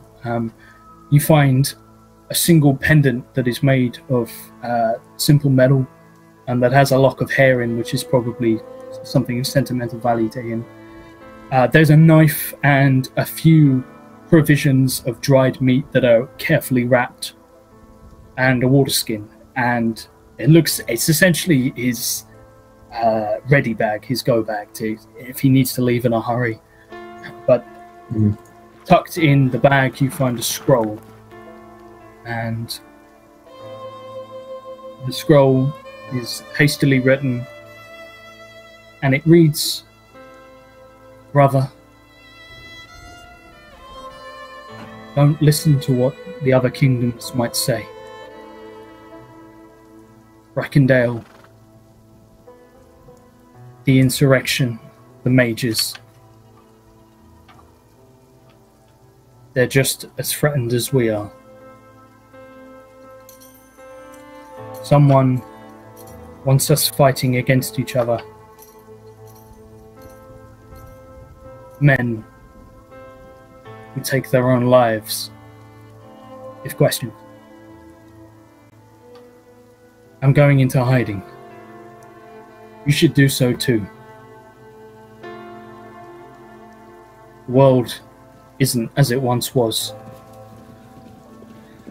The kings and queens are no longer our rulers. Signed, your brother, Demian." Look back to Malkith. Is he still alive? He is looking at you, but as you straighten up, his eyes don't follow your face.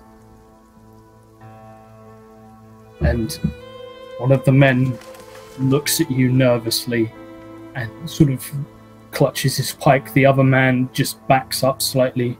Durand steps to the foot of the bed with a crossbow, glances at you to make sure you're not going to do anything, say anything before he shoots.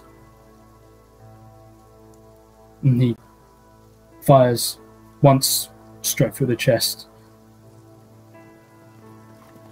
And he's gone.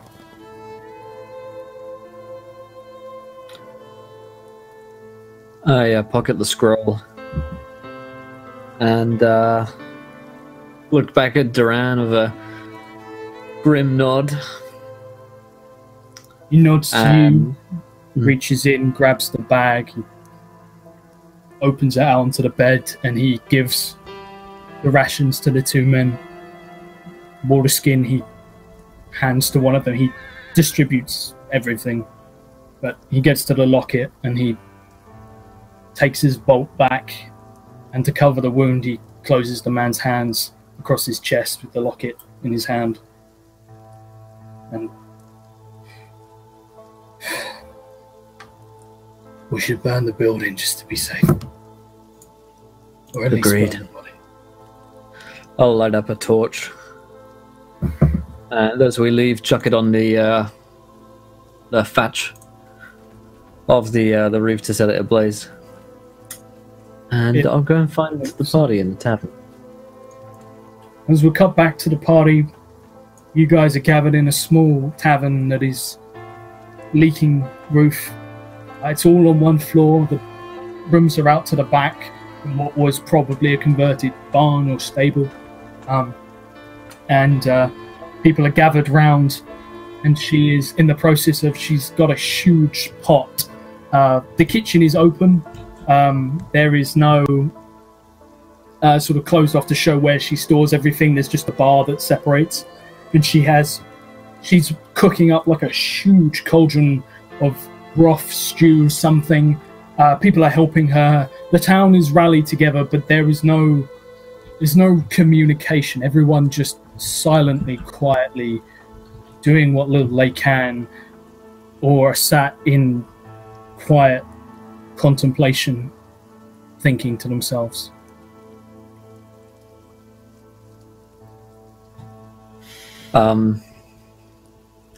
I guess I'll walk back in at some point and see where the guys are at.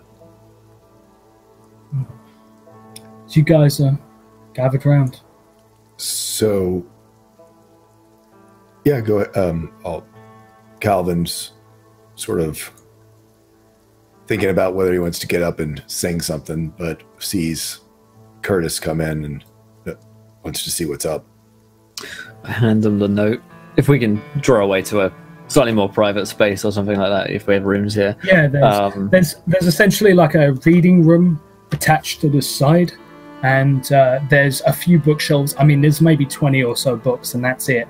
But 3 or 4 chairs around a small table. It's not closed doors, private, but it's away from everyone else who is huddled together, probably out of sort of that pack mentality of prey wanting to be close to each other as a herd.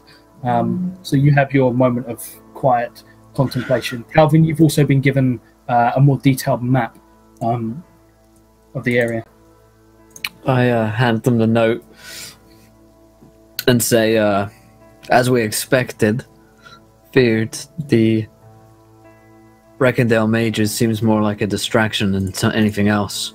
Someone out there is manipulating the mages to be cast as the bad guys, a scapegoat. And someone's killing messengers between kingdoms with the same poison used to kill the messengers at Rivercroft, with that purple worm poison from the Underdark. So we've got a group of people who no one knows who they are, except for maybe us, because no one else survives seeing them, killing people between the borders, messengers, and weaving a narrative that we all need to be concerned about the mages, to distract everyone from a true threat. Well, isn't that just as cozy as a possum's pouch for them to set that all in motion? It's quite nicely done. I would suggest that it would need a mastermind to pull the strings on something like that. Now, don't know if this is the mastermind behind it, but I did happen to bump into one of our friends from down under, back where we started, back up there at the Silver Serpent. Now, if that's Underdark poison that's making its way to kill these messengers, they got to be getting it from somewhere, and those drow folk certainly have access. Now, I hear they also have them purple worms down in Zamora, but ain't much getting in and out of Zamora these days. That seems like a good lead, at least. Certainly something to look into. It might comfort you a little bit, Lucy, to know that, well, I'm not sure if it will, actually, but it seems like the mages, your friends, aren't actually the real threat here. Which is something, at least. Well, I don't know if that's entirely true, but most, on the whole, are not bad. Yeah, well. Don't count on all of us to be so good, though. Where did you get that note? Friend. He's dead now. I see. So, some kind of setup from someone. I still think Stavros is behind some of this. He stands to gain a lot, and he's in a position of power to do such a thing. I'm not inclined to disagree with you at all on that. Did not get a feeling I liked from that man. Problem is proving it. And we'd need the prince's backing. We don't have a prince. Which is what we need to find first. You also realise that you don't have a Sarah, as Sarah is. Of course we don't. Of course not. Yeah. That girl's more trouble. So, speaking of do that, we know if that crown was the prince's crown? Well, you would need the crown to know that. You would need to probably have a We look would to need see if there's Sarah any- to... And Sarah and the crown are currently missing. And we're going to cut now to Sarah and the crown as Sarah is trekking her way out of town, glancing back to make sure she's not being followed. As she gets to the edge of sort of, you feel this almost like ants biting your skin sensation fade as you step out, and it almost seems brighter as you step out, as if this anti-magic field is sort of darkened, tinted the color of everything around you. But you step out and the grass seems slightly greener, it seems slightly nicer. Roll me an Arcana as you hold the crown in your hand. Curious to see. Magic, what's that? What did you roll? 6. 6. It's a crown of a king. I mean, probably magical. You put it on? Fantastic. Roll me a wild magic search. Seriously? Because I still have one. Stored up. Oh, no. Motherfucker. And you're well clear of everything that I care about. What? Didn't know that you still had one left. I have one left in the bank. Okay, Aw, man, really? Come on! What? Just like, Target owes a big favor to someone to whom he is morally opposed. Duran. Oh. Duran's not my Boy, those favorite. dice today are just singing, aren't they? The dice tell the story, and I'm really not liking the story. However, as The story sucks.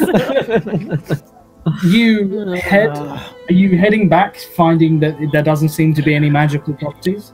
No, because with my newly champion of the Raven Queen hand, I want to try taking a quick shot with my bow, see if it changes anything. It doesn't seem to have any effect, but you shoot, and when you go over, you realize the flights of the arrows have turned black. All right, I love then. cosmetic. I'm going to head back into town, then. Putting the crown back in my bag.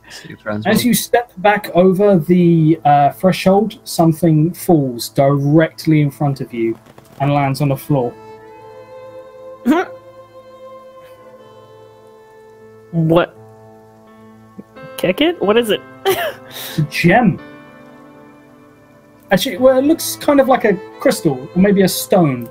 Something that seems to have come out of the crown. I'm going to pick it up. There is a gem in your hand. It has a slight golden hue to it, almost like it's almost amber. But the glow fades quickly. Well, can look into that later. Okay. Lucy. As you add a thing to your inventory, which we will get to later. And as you guys are contemplating where Sarah is, a few moments later, Sarah returns to this tavern. Where have you been? What you mean, where have I been? I've been out comforting the people. You're lying, I think. And all the people. All the people are in here. Sorry. Exactly. As he says in a Gavin voice. I was going to say use my Gavin voice because I try to have some authority, like some authority with her. Use the Gavin voice. You don't look anything like him. Well, that's true. Yes. Yeah. Where's that crown, Sarah? Yes. It's right here. I was hanging on to it for you, I was. Roll me... Crystal's in a totally different bag, by the way. Crown roll and me- crystal. Roll me an investigation, guys. All right. Lucy will take the crown. 13. On a 13, you note that there is essentially engravings on either side of where it would sit on the temple. There is the crest of the royal family of Rivercroft. What did everyone else get on investigation? 15. 15. 11. We all rolled 8s. Oh, damn.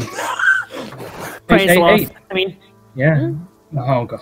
So you all look, but none of you notice that right at the top there are, what do you call them?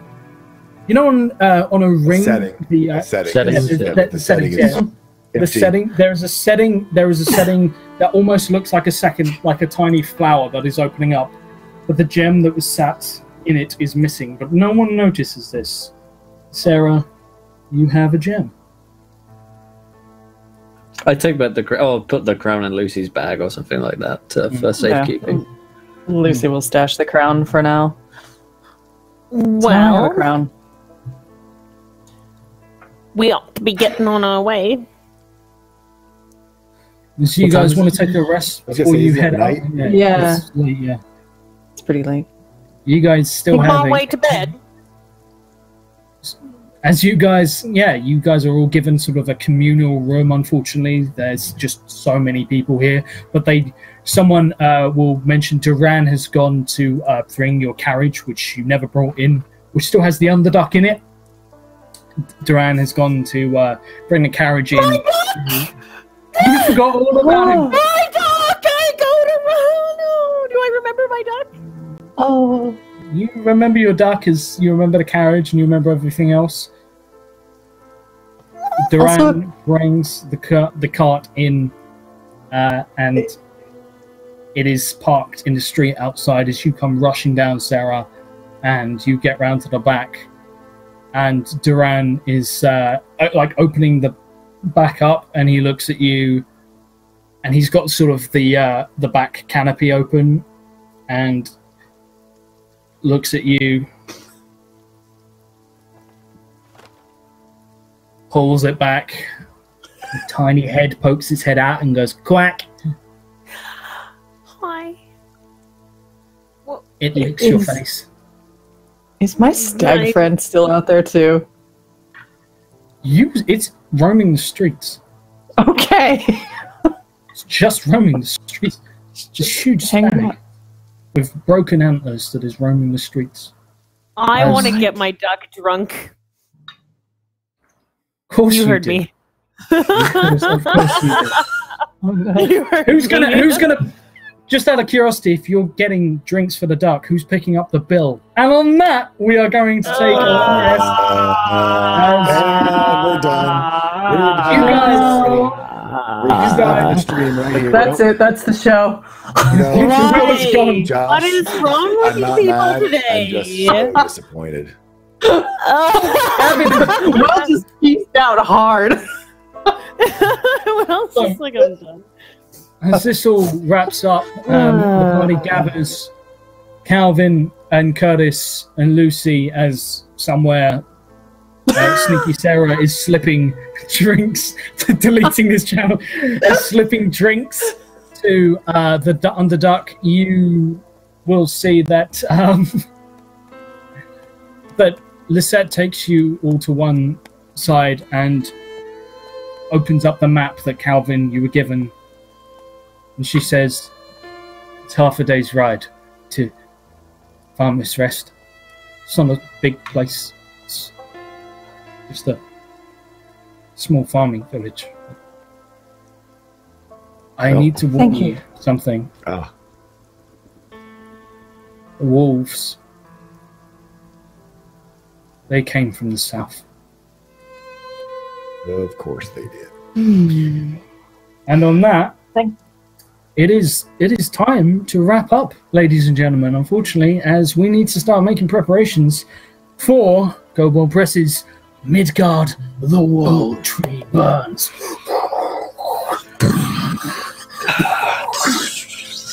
Yep. spend thousands of dollars on a soundboard, never use it.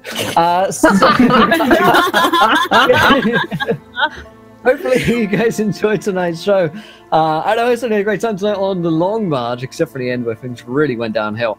But as Josh mentioned, we are going to be back in just a few minutes' time for our next game, which is Kobold Press's official Midgard campaign, The World Tree Burns. So stick with us for that, my friends, because that's coming right up next. If you did enjoy the show, of course, hit the follow button and join us. You can, of course, support and roleplay on Patreon as well, which is something I should mention every now and again. Go over there and join our patrons, and you get a bunch of cool rewards, including wild magic surges, maps, and cool shit. So go check it out.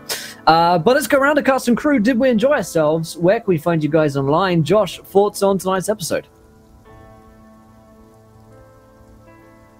Silent, very quiet apparently. thoughts. Silent thoughts. Very silent thoughts. I'm Yeah.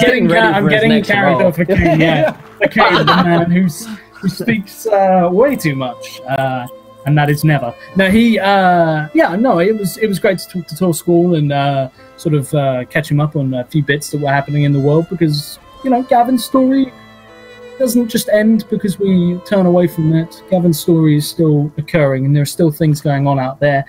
There's stuff going on out there for all the other characters, and one day there might be a way to listen into some of those stories, because I might be working on a little something, a little exclusive, a little thing, yeah. Super excited about that. So, other than that, you can find me in Midgard. I was kind of fucking worried.